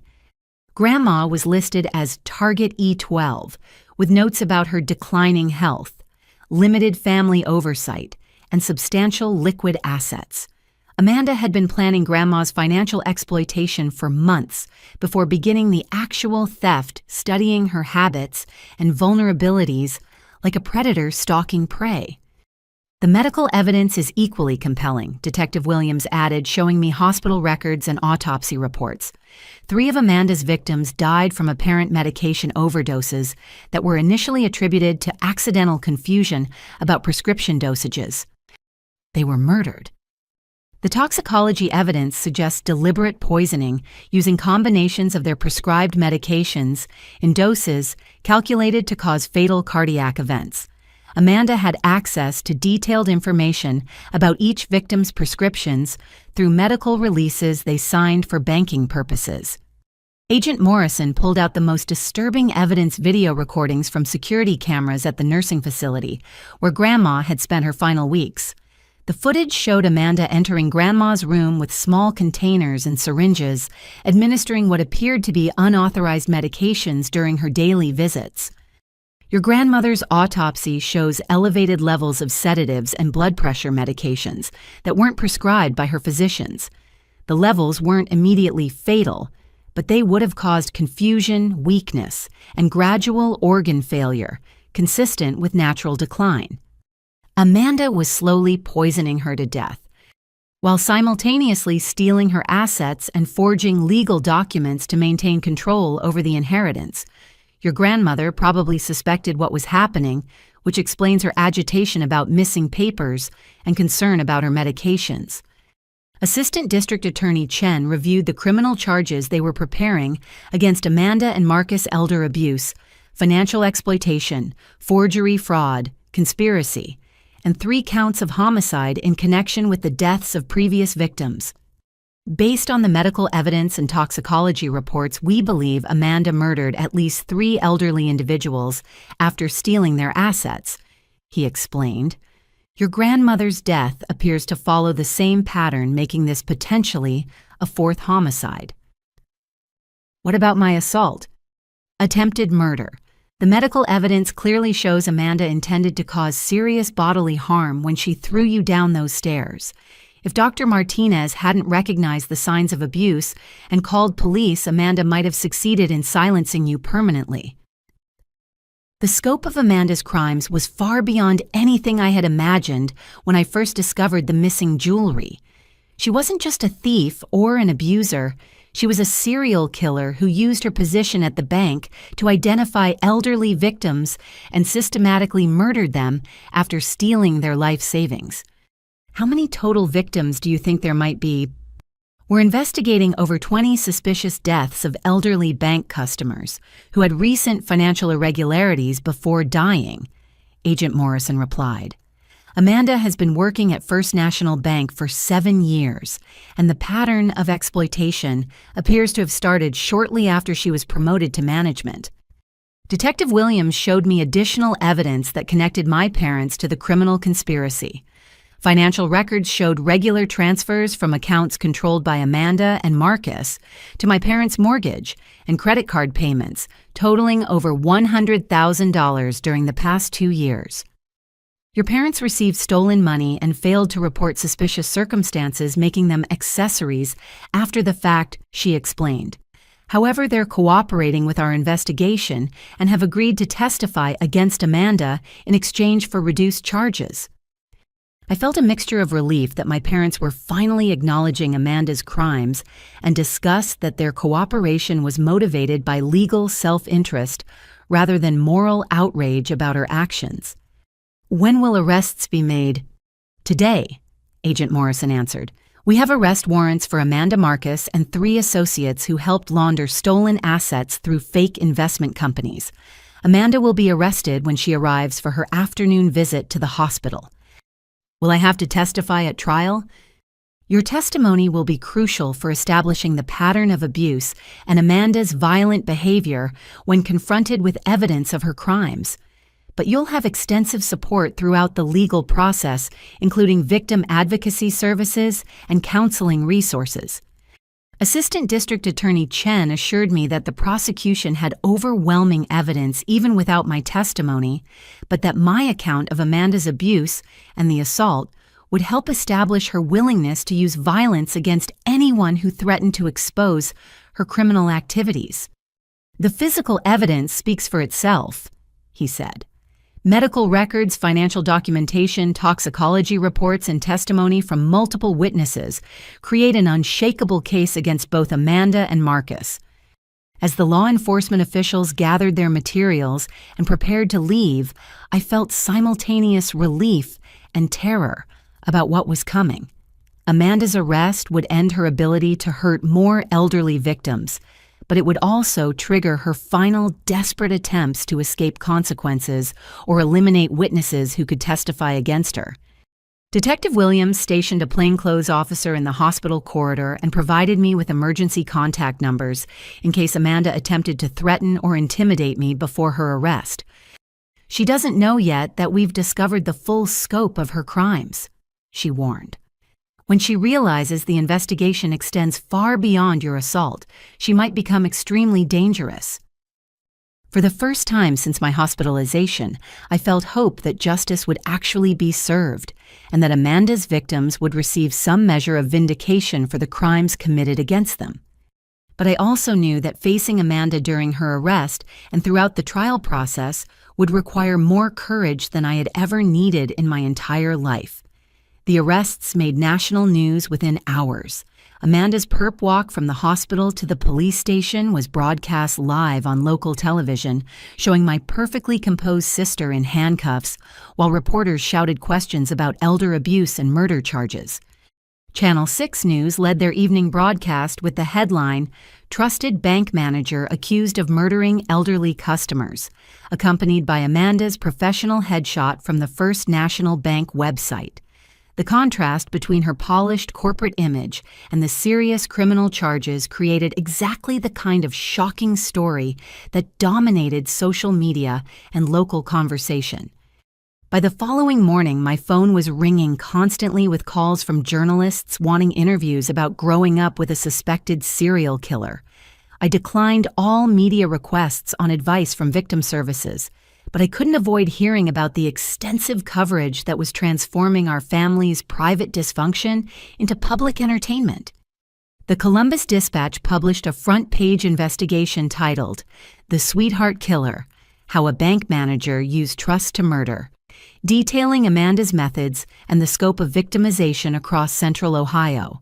Reporter Sarah Kim had interviewed families of Amanda's victims, creating heartbreaking portraits of elderly individuals who had trusted her with their financial security and paid for that trust with their lives.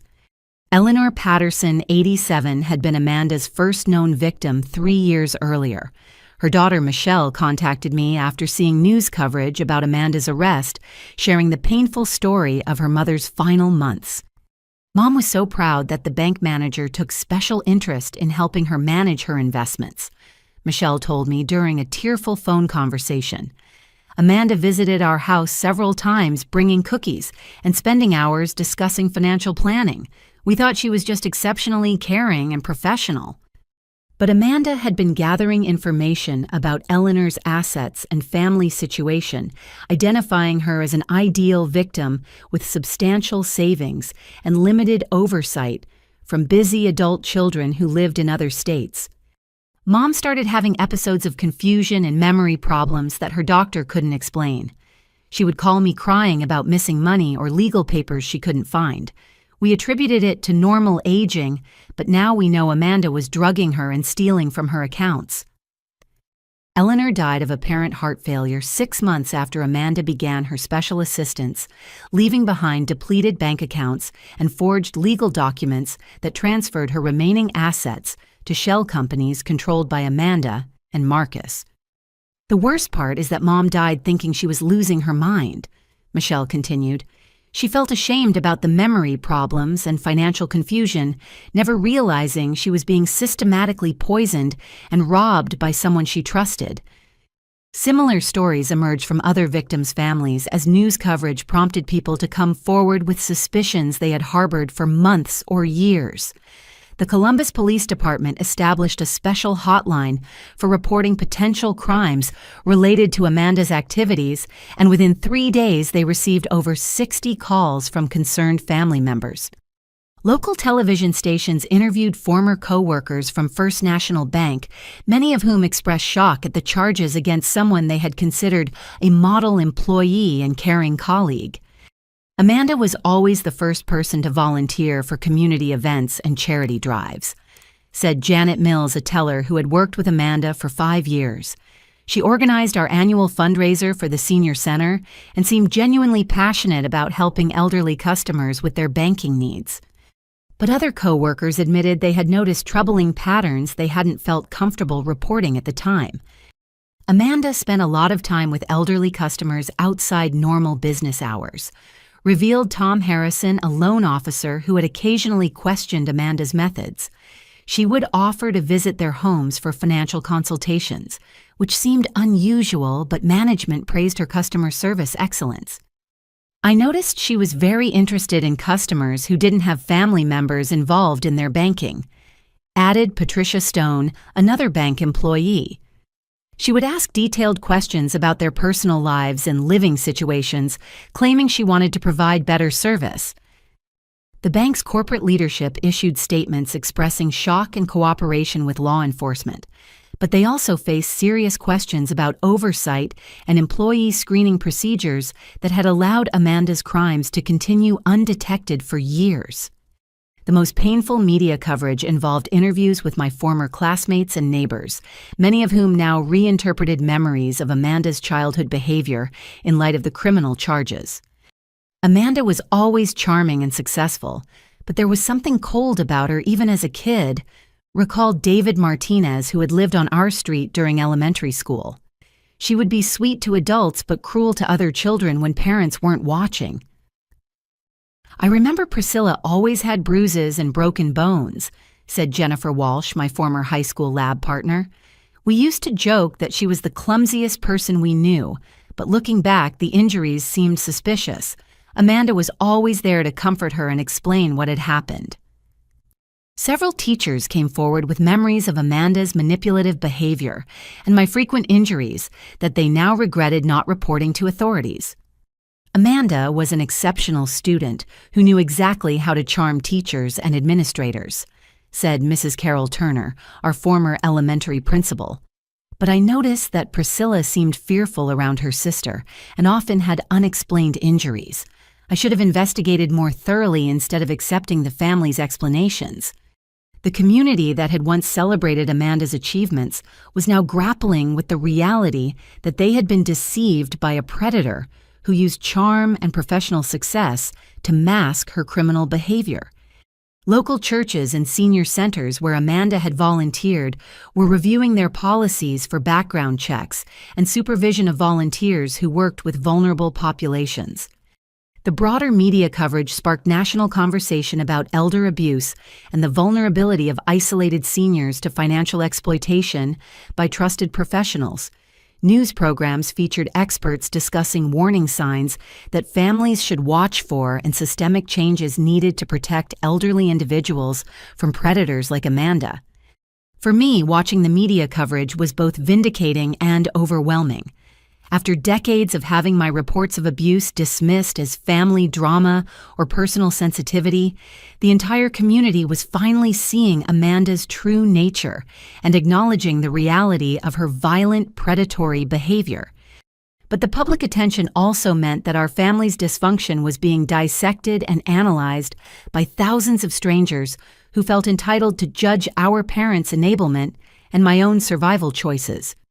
I received hundreds of messages through social media and email from other abuse survivors who shared their own stories and offered support for my decision to pursue criminal charges against Amanda. Their encouragement gave me strength during the most difficult period of my life. But I also received criticism from people who believed family problems should be handled privately, and that I was betraying Amanda by cooperating with law enforcement instead of seeking reconciliation and forgiveness. The media attention would continue throughout the trial process, but seeing Amanda's crimes acknowledged publicly and her victims' stories told with respect and dignity made the intrusion feel worthwhile. For the first time in my life, the truth about Amanda's behavior was being taken seriously by people with the power to deliver consequences, and that validation was worth any amount of public scrutiny. 6 months after Amanda's arrest, the prosecution team began intensive preparation for what would become one of the most complex elder abuse trials in Ohio history. The case involved 4 murder charges, multiple counts of financial exploitation, and dozens of fraud-related offenses, spanning 7 years of criminal activity. Assistant District Attorney Michael Chen assembled a prosecution team of specialists in financial crimes, elder abuse, and domestic violence to handle the massive amount of evidence and witness testimony required to convict Amanda and Marcus on all charges. My role as a key witness meant spending countless hours with prosecutors, reviewing evidence and preparing for cross-examination that would challenge every aspect of my testimony about Amanda's abusive behavior and the assault that had finally exposed her crimes. The defense is going to attack your credibility by claiming your head injury affected your memory and judgment, Chen warned during one of our preparation sessions. They'll argue that your accusations against Amanda are false memories created by trauma and medication. Marcus Reed had hired expensive defense attorneys who were already laying groundwork for an insanity defense, combined with claims that Amanda was the victim of a delusional sister seeking attention through false accusations. They have psychiatrists prepared to testify that Amanda suffers from dissociative disorder and wasn't responsible for her actions during the period when crimes occurred, explained prosecutor Jennifer Martinez. Our job is to show the jury that Amanda's behavior was calculated, deliberate, and motivated by greed rather than mental illness. The medical evidence would be crucial for establishing Amanda's competency and intent. Dr. Martinez and Dr. Chen were prepared to testify about the deliberate nature of my injuries and the pattern of abuse documented in my medical history. But the prosecution's strongest evidence came from Amanda's own documentation of her crimes. Her personal journal contained detailed plans for exploiting each victim, including research about their medical conditions and optimal timing for financial manipulation. She wrote step-by-step instructions for gaining elderly victims' trust and accessing their accounts. Chen showed me photocopied pages from Amanda's handwriting. These entries prove premeditation and sophisticated planning, not impulsive actions by someone suffering from mental illness. Amanda had documented her research into medication interactions, noting which combinations would cause confusion without immediately fatal results. She had studied each victim's prescription medications and calculated dosages that would achieve the desired effect of making them more compliant and less able to recognize financial irregularities. The journal also contains her reactions to your discovery of the theft, Prosecutor Martinez pointed out. She wrote about feeling threatened by your questions and considering permanent solutions to prevent exposure of her activities. The entry dated 2 days before my assault was particularly chilling. P is asking too many questions about the jewelry and estate papers. Need to handle this situation before she ruins everything. Family loyalty only goes so far when survival is at stake. Amanda had literally documented her decision to silence me through violence, providing written evidence of premeditation that would make the attempted murder charge nearly impossible to defend against. The prosecution also had extensive financial evidence showing the systematic nature of Amanda's crimes. Forensic accountants had traced stolen money through multiple shell companies and investment accounts, creating a clear picture of how Amanda and Marcus had laundered over $2 million from their elderly victims. The money trail shows sophisticated financial planning that required months of preparation for each victim, explained FBI agent Morrison. Amanda would research each target's assets for weeks before beginning the exploitation process. Bank records showed that Amanda had accessed elderly customers' accounts outside normal business hours, using her management privileges to review financial information and identify the wealthiest targets with the fewest family safeguards. She specifically targeted customers who lived alone, had limited family contact, and maintained large cash balances or investment portfolios. Agent Morrison continued. The victim selection process was methodical and predatory. The prosecution team also prepared testimony from Amanda's surviving victims, elderly individuals who had experienced her exploitation but survived the poisoning attempts that killed others. Frank Wilson, 82, would testify about Amanda's gradual infiltration into his financial affairs and the mysterious health problems that began after she started her special assistance program. She convinced me to give her power of attorney by claiming it would protect my assets if I became incapacitated, Frank explained during a practice session. Within weeks, money started disappearing from my accounts, but I was too confused from the medications she was giving me to understand what was happening. Frank's testimony would be particularly powerful because he had recorded several conversations with Amanda, using a small device his suspicious daughter had given him. The recordings captured Amanda discussing financial transfers and medication schedules in ways that clearly demonstrated her criminal intent. Margaret Foster, 78, had survived Amanda's poisoning attempts and would testify about the systematic way Amanda had gained access to her home and finances. She brought me meals and medications claiming she wanted to help since I didn't have family nearby, Margaret recalled. But after eating her food or taking pills, she provided I would feel disoriented and weak. My regular medications seemed to stop working properly. Margaret's daughter had become suspicious when her mother's personality changed dramatically and her bank accounts showed unauthorized withdrawals. They contacted police before Amanda could complete her exploitation process, making Margaret one of the few victims who survived with her assets largely intact. The emotional impact of victim testimony would be balanced by expert witnesses who could explain the sophisticated nature of Amanda's crimes and the deliberate planning required to carry them out. Dr. Patricia Wong, a geriatric psychiatrist, would testify about the calculated way Amanda selected vulnerable elderly targets and manipulated their trust for financial gain. This wasn't random, opportunistic crime, Dr. Wong explained during preparation. Amanda studied each victim's psychological vulnerabilities and tailored her approach to exploit their specific fears and needs. Preparing for trial also meant confronting the reality that my own family would likely testify on Amanda's behalf, despite the overwhelming evidence of her crimes. Mom and Dad had initially cooperated with the investigation to reduce their own legal exposure, but as the trial approached, they seemed to be reconsidering their position and returning to their pattern of protecting Amanda at all costs. "Your parents have been meeting with Amanda's defense team," Chen warned me. "They may testify that your accusations against Amanda are part of a lifelong pattern of attention-seeking behavior and false claims."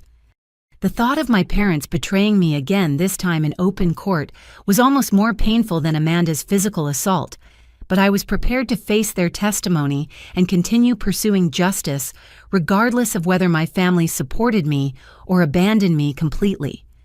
The trial would test everything I had learned about standing up for myself and choosing truth over family loyalty, but I was finally ready to confront Amanda's crimes publicly and ensure that her victims received justice. The trial of Amanda Whitmore and Marcus Reed began on a cold February morning in the Franklin County Courthouse, drawing national media attention and filling the courtroom gallery with victims' families, local residents, and legal observers interested in what prosecutors called one of the most systematic elder abuse cases in recent memory. Judge Patricia Hamilton presided over the proceedings with the stern efficiency of someone who had handled complex criminal cases for over 20 years. She made it clear from the beginning that she would not tolerate disruption from media or spectators, and that the focus would remain on evidence rather than emotional theatrics. Amanda entered the courtroom wearing a conservative navy suit and minimal makeup, attempting to project the image of a wrongly accused professional rather than a predatory serial killer.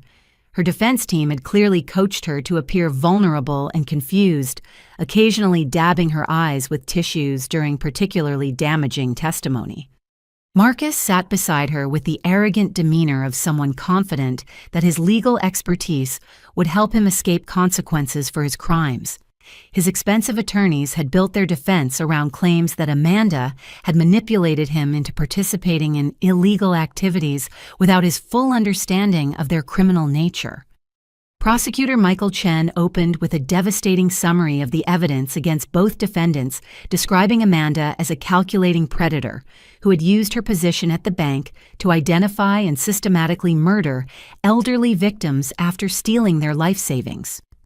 Ladies and gentlemen of the jury, over the next 2 weeks, you will hear evidence of crimes so calculated and heartless that they challenge our basic understanding of human decency. Chen began. The defendant, Amanda Whitmore, didn't simply steal money from elderly victims. She befriended them, gained their trust, poisoned them to death, and then celebrated her success by planning her next murder. He presented Amanda's journal entries as evidence of premeditation, reading her own words about selecting victims and calculating optimal dosages of stolen medications. The jury listened with visible shock as Chen described how Amanda had documented each stage of her crimes with the pride of someone perfecting a profitable system. This wasn't a crime of passion or desperation. This was a business model based on murder. The prosecution's medical evidence began with Dr. Martinez testifying about the pattern of injuries that had first raised suspicions about my family's account of an accidental fall. The bruising on Miss Whitmore's shoulders was consistent with forceful gripping by human hands. He explained using photographs and anatomical charts to demonstrate how my injuries proved Amanda's assault. The trajectory of her fall and the nature of her fractures could not have resulted from simple clumsiness or accidental stumbling. Dr. Chen's radiology testimony established the pattern of previous injuries that documented Amanda's lifetime of abuse, disguised as accidents. X-rays spanning 5 years showed repeated fractures and trauma consistent with systematic physical violence. Medical records don't lie, Dr. Chen told the jury. Miss Whitmore's injury history shows clear evidence of ongoing assault by someone with regular access to her, someone she trusted enough to be alone with despite repeated violence. The most powerful testimony came from Amanda's surviving victims, elderly individuals who had experienced her systematic exploitation but lived to describe her methods.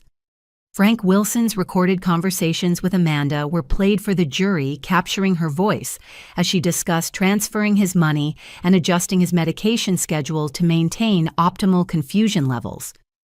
"I need you to sign these investment papers while you're having a good day," Amanda's voice said clearly through the courtroom speakers.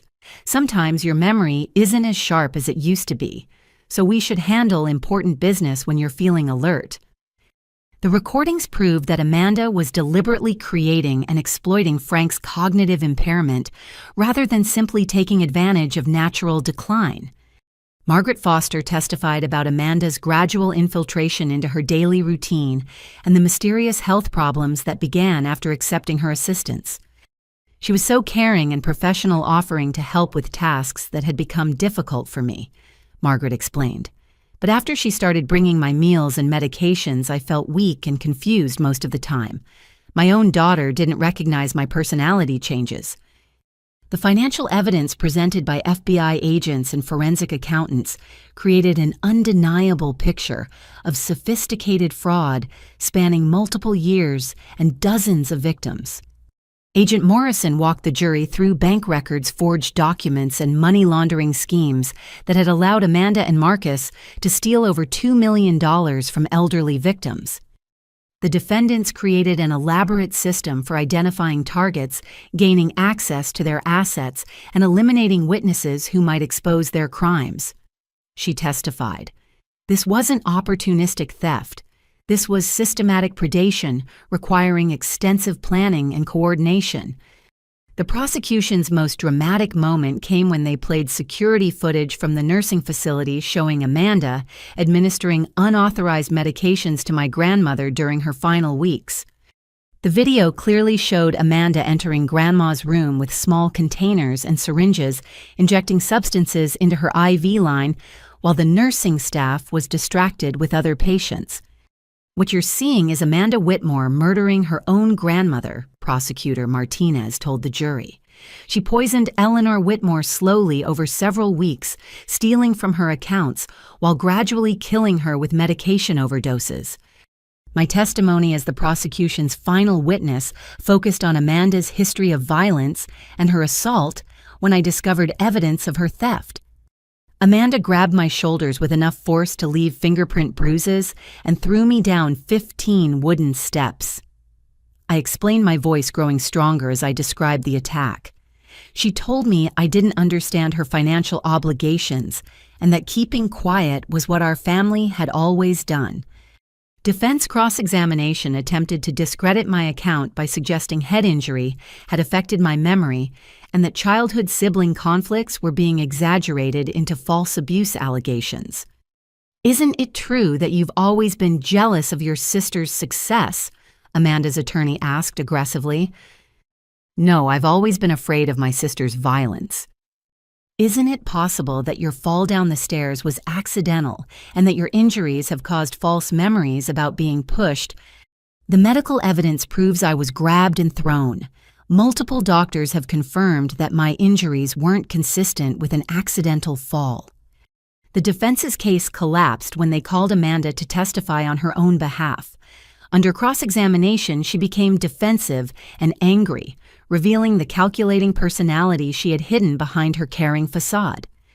"I helped those elderly people manage their finances when their families couldn't be bothered," she insisted. "If they died naturally while I was assisting them, that's unfortunate, but not criminal." "Did you research medication interactions that could cause cardiac events in elderly patients?" "I researched all aspects of elder care to provide better service." "Did you document optimal dosages for causing confusion without immediate death?" Amanda's composure finally cracked. "Those people were dying anyway.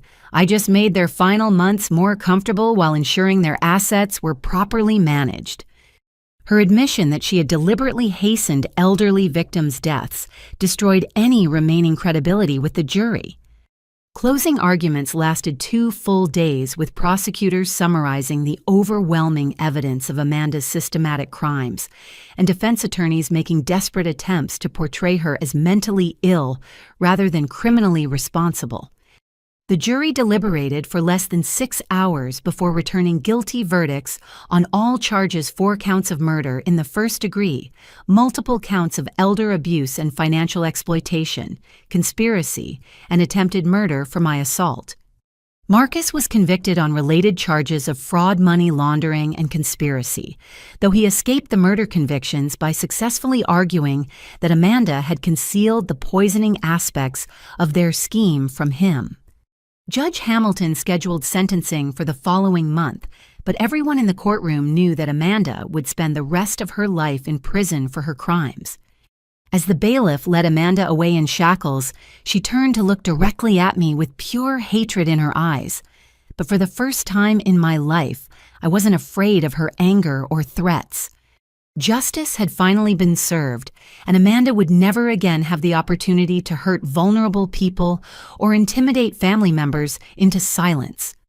The sentencing hearing took place 6 weeks later, in a packed courtroom filled with victims' families, media representatives, and community members who had followed the trial with intense interest. Judge Hamilton had received dozens of victim impact statements and character references that would influence Amanda's final punishment. This case represents one of the most calculated and heartless series of crimes I have encountered in 23 years on the bench. Judge Hamilton began. The defendant systematically targeted vulnerable elderly victims, gained their trust, and murdered them for financial gain while causing immeasurable suffering to families and communities. Amanda sat rigidly in her orange prison jumpsuit, flanked by her defense attorneys, who had requested leniency based on claims of mental illness and childhood trauma.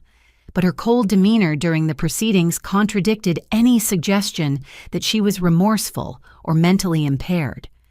The prosecution had requested life sentences for each murder conviction to run consecutively, rather than concurrently ensuring that Amanda would never be eligible for parole or early release.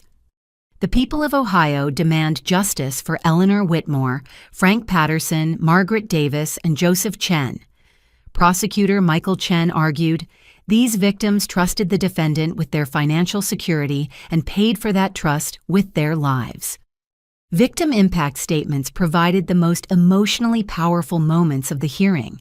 Michelle Patterson spoke about her mother Eleanor's final months and the devastating impact of learning that her confusion and fear were caused by deliberate poisoning. "Amanda Whitmore stole more than my mother's money," Michelle testified through tears. "She stole her dignity, her peace of mind, and her ability to die naturally surrounded by love rather than manipulation and fear." Frank Wilson, now recovered from Amanda's poisoning, spoke about the lasting trauma of realizing how close he had come to becoming another murder victim. "I trusted her completely because she seemed so caring and professional," he said. "Learning that her kindness was calculated deception designed to kill me has destroyed my ability to trust anyone.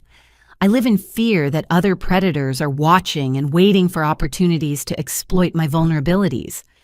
My own victim impact statement focused on the lifetime of abuse Amanda had inflicted and the courage required to finally pursue criminal charges despite family pressure to remain silent. "Amanda's violence shaped every aspect of my childhood and adult life," I told the court. "She taught me to expect pain, to accept blame for her actions, and to prioritize family reputation over personal safety. Breaking free from that cycle of abuse required more strength than I knew I possessed." But seeing justice served and knowing that Amanda can never again hurt vulnerable people has given me hope that survivors can overcome even the most systematic abuse when they have support and refuse to remain silent. The defense presented character witnesses who testified about Amanda's professional achievements and community volunteer work, attempting to portray her crimes as aberrant behavior inconsistent with her true personality. But Judge Hamilton dismissed these efforts with obvious skepticism. The defendant's ability to maintain a public facade of caring professionalism while systematically murdering elderly victims demonstrates sophisticated deception skills that make her extremely dangerous to society. Marcus Reed received a separate sentence of 25 years in prison for his role in the financial fraud conspiracy, though his cooperation with investigators and lack of direct involvement in the murders resulted in more lenient punishment. Mr. Reed enabled and profited from crimes against elderly victims, but the evidence shows that Ms. Whitmore was the primary architect of the murder scheme, Judge Hamilton explained. Amanda's final sentence exceeded even the prosecution's requests, 4 consecutive life sentences without possibility of parole plus additional terms for financial crimes, and my assault totaling over 200 years in prison. "The defendant will die in prison," Judge Hamilton announced. "This sentence reflects the court's determination that someone capable of such calculated cruelty must never again have the opportunity to harm innocent people." Amanda showed no emotion as the sentence was read, maintaining the cold detachment she had displayed throughout the trial. But I felt overwhelming relief knowing that her capacity for violence had finally been permanently contained. The financial restitution portion of the proceedings brought unexpected positive outcomes for victims' families. Asset forfeiture from Amanda and Marcus's illegal activities, combined with insurance settlements and bank penalties, created a fund exceeding $3 million to compensate victims and their survivors. The court orders full restitution to all verified victims, Judge Hamilton ruled.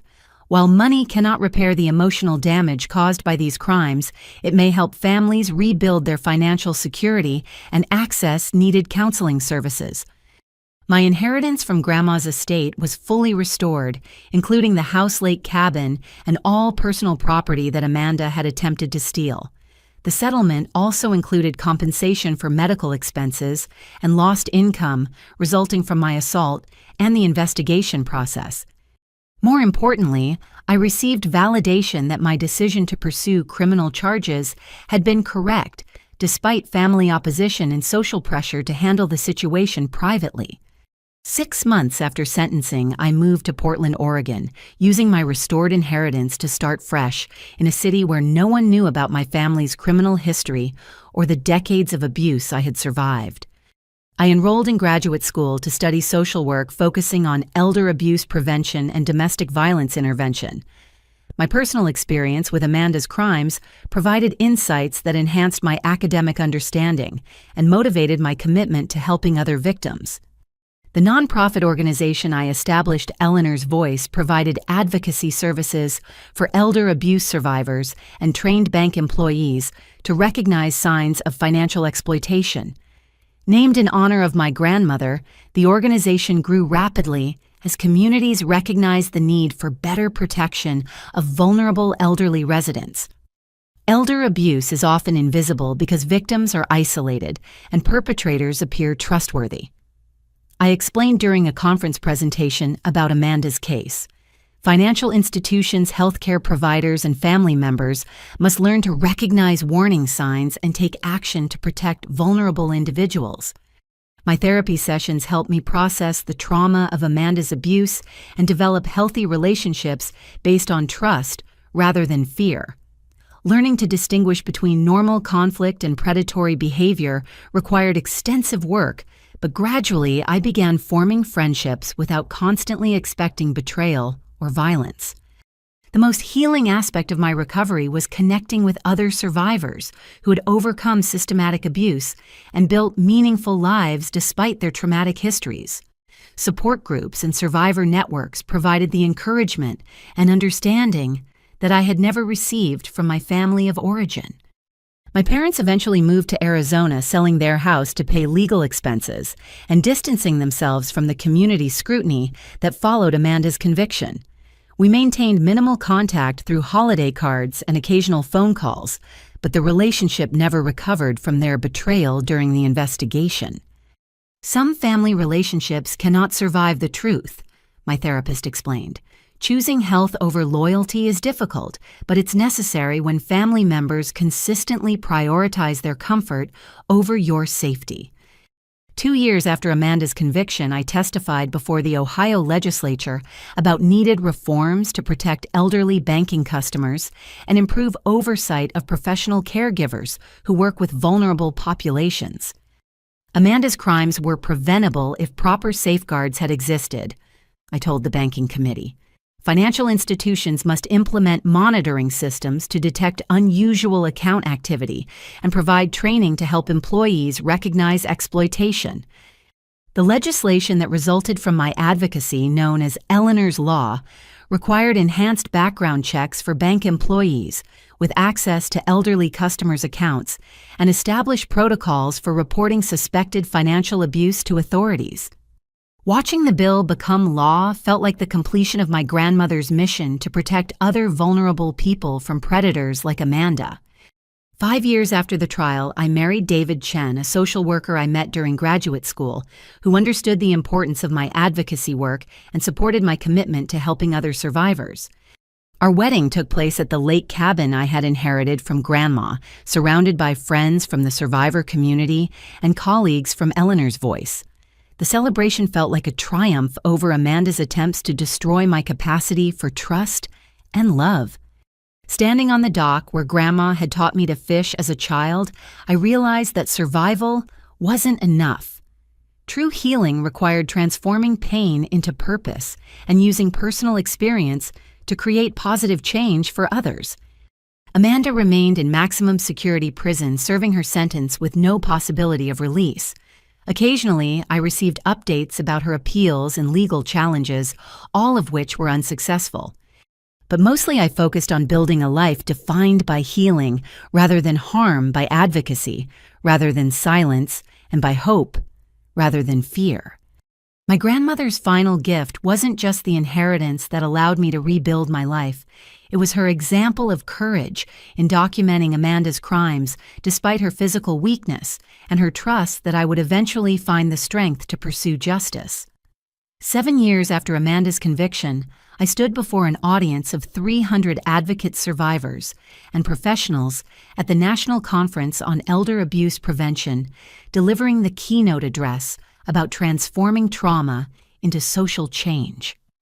The auditorium in Denver was filled with people who had dedicated their careers to protecting vulnerable adults from exploitation and abuse. Many were survivors themselves, individuals who had overcome systematic victimization and chosen to help others navigate similar challenges. When I discovered my sister stealing from our dying grandmother, I thought I was dealing with simple family greed. I began. I had no idea that confronting her would expose a serial murder scheme targeting elderly victims throughout central Ohio. The audience listened with rapt attention as I described Amanda's methods and the sophisticated criminal enterprise she had operated through her position at the bank. But my focus was on the transformation process that had allowed me to move from victim to advocate.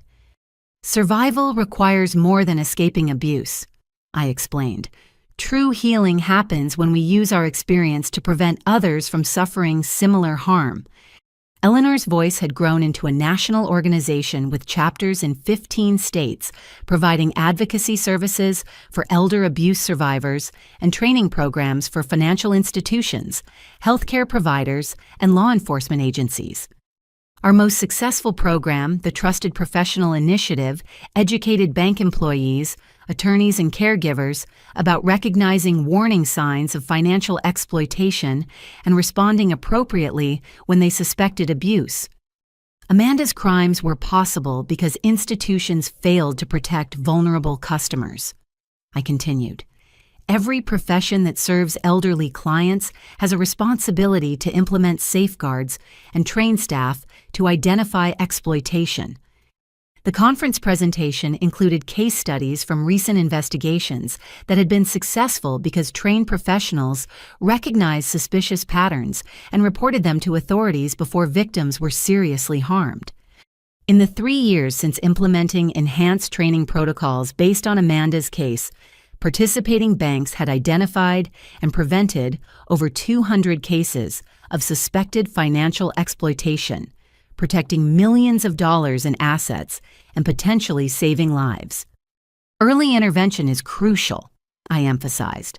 Once predators establish control over their victims through manipulation or medication, reversing the exploitation becomes much more difficult. After my presentation, I was approached by Maria Santos, whose elderly mother had been targeted by a financial predator, similar to Amanda.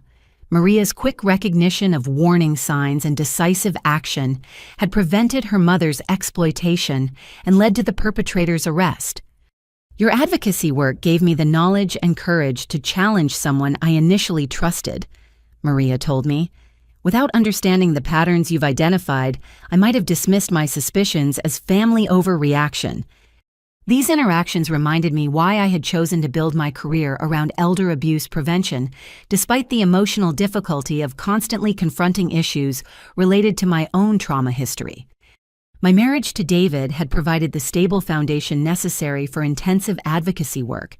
He understood that helping other survivors was essential to my healing process and supported my decision to share our story publicly despite the ongoing media attention. "Some people think you should move on and stop talking about Amanda," he said during one of our evening walks around the Portland neighborhood where we had bought a house near the river. "But I've seen how your advocacy work has helped you process the trauma and create meaning from terrible experiences." We had decided against having children, choosing instead to focus our energy on mentoring young advocates and supporting survivors who were building new lives after escaping abusive situations. Our guest room frequently housed women transitioning from domestic violence shelters or elderly individuals who needed temporary housing while recovering from financial exploitation. Every person we help is someone Amanda can't hurt, I reflected. That feels like the most meaningful legacy I can create from her crimes. The 5th anniversary of Amanda's sentencing had prompted renewed media coverage and documentary interest in the case. Producers from several networks had approached me about participating in true crime programs focused on her systematic predation. I declined most requests, preferring to focus on educational content rather than entertainment that might sensationalize Amanda's crimes or exploit her victims' suffering. But I did collaborate with journalist Sarah Kim on a book about elder abuse prevention that used Amanda's case as a framework for discussing broader systemic issues that enabled financial predators. The goal isn't to create more fear about trusting professional caregivers, I explained during our final interview.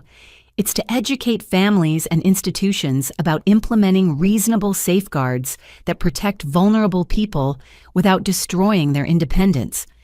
The book titled Trust and Betrayal: How Financial Predators Target Elderly Victims became a resource for training programs and policy development initiatives across the country. More personally meaningful was the scholarship fund I had established at Ohio State University for students studying social work with focus on elder advocacy. The Eleanor Whitmore Memorial Scholarship provided financial assistance for individuals who demonstrated commitment to protecting vulnerable adults and preventing abuse. Each year I met with scholarship recipients to discuss their career goals and provide mentorship about navigating the challenging field of adult protective services. Your grandmother's courage in documenting Amanda's crimes saved countless lives. I told this year's scholarship winner, a young woman whose own grandfather had been exploited by a caregiver. The best way to honor her memory is ensuring that future advocates have the resources and support needed to protect vulnerable people. 10 years after my assault, I returned to Columbus for the dedication of a memorial garden, honoring Amanda's victims at the Senior Center, where she had volunteered during her criminal activities. The ceremony was attended by victims' families, survivors of her exploitation attempts, and community members who had been affected by her crimes. Eleanor Whitmore, Frank Patterson, Margaret Davis, and Joseph Chen died because someone they trusted betrayed that faith for money. I said during the dedication speech, "This garden ensures their memory lives on and reminds us all of our responsibility to protect vulnerable community members." The memorial included benches where visitors could sit quietly and reflect, surrounded by flowers that bloomed throughout the growing season. A small plaque quoted my grandmother's favorite saying, "Kindness matters most when it's hardest to give." After the ceremony, I visited my grandmother's grave for the first time since her funeral. Her headstone had been replaced with a larger memorial that acknowledged her role in exposing Amanda's crimes and protecting future victims. "Thank you for giving me the courage to fight back," I whispered, placing fresh flowers beside the stone. "Your example taught me that love sometimes requires difficult choices and that protecting others is worth any personal cost." Standing in the cemetery where my grandmother rested, I realized that healing wasn't about forgetting the trauma or eliminating its impact on my life. It was about transforming pain into purpose, using experience to create positive change, and building relationships based on genuine trust rather than fear. Amanda remained in prison serving her sentence without possibility of parole. I no longer followed news about her appeals or medical condition, having learned that obsessing about her punishment interfered with my own growth and healing. Justice was served. David reminded me when I occasionally wondered about Amanda's current situation. "Your job now is living fully and helping others do the same." My current project involved developing training curriculum for medical professionals to help them recognize signs of medication tampering and elder abuse in clinical settings. Healthcare providers often have the most intimate access to elderly patients, I explained to the development team. Teaching them to identify suspicious patterns could prevent many cases of systematic poisoning like what Amanda inflicted on her victims. The curriculum would be piloted in nursing schools and medical residency programs, with plans for national implementation if initial results showed improved recognition and reporting of suspected abuse.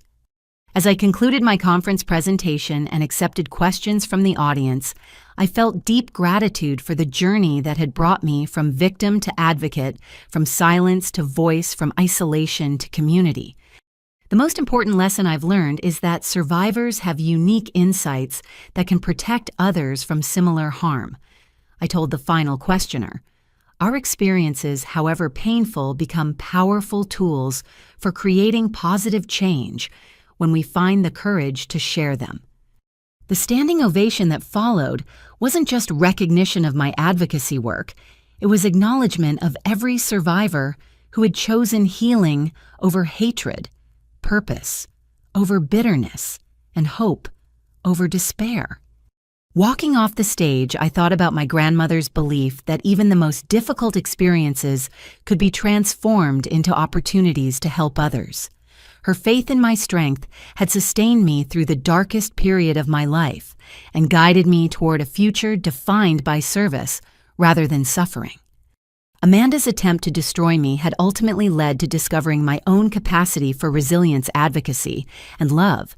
Her crimes had caused immeasurable harm, but they had also revealed the power of truth-telling, community support, and choosing justice over family loyalty. That transformation felt like the most meaningful victory possible, not just surviving Amanda's abuse, but using that survival to protect others from similar harm and build a life filled with purpose, connection, and hope. What would you do if you discovered that someone you trusted was systematically harming vulnerable people in your community? Have you ever had to choose between family loyalty and doing what's right? Share your thoughts in the comments below, and don't forget to like this video if it resonated with you. Subscribe for more stories about finding strength in difficult situations, and please share this with someone who might need to hear that speaking up for victims is always the right choice, even when it's the hardest thing you'll ever do. Thank you for listening to this story, and remember that your voice matters when it comes to protecting those who cannot protect themselves. Until next time, keep standing up for what's right, even when it costs you everything you thought you wanted to keep.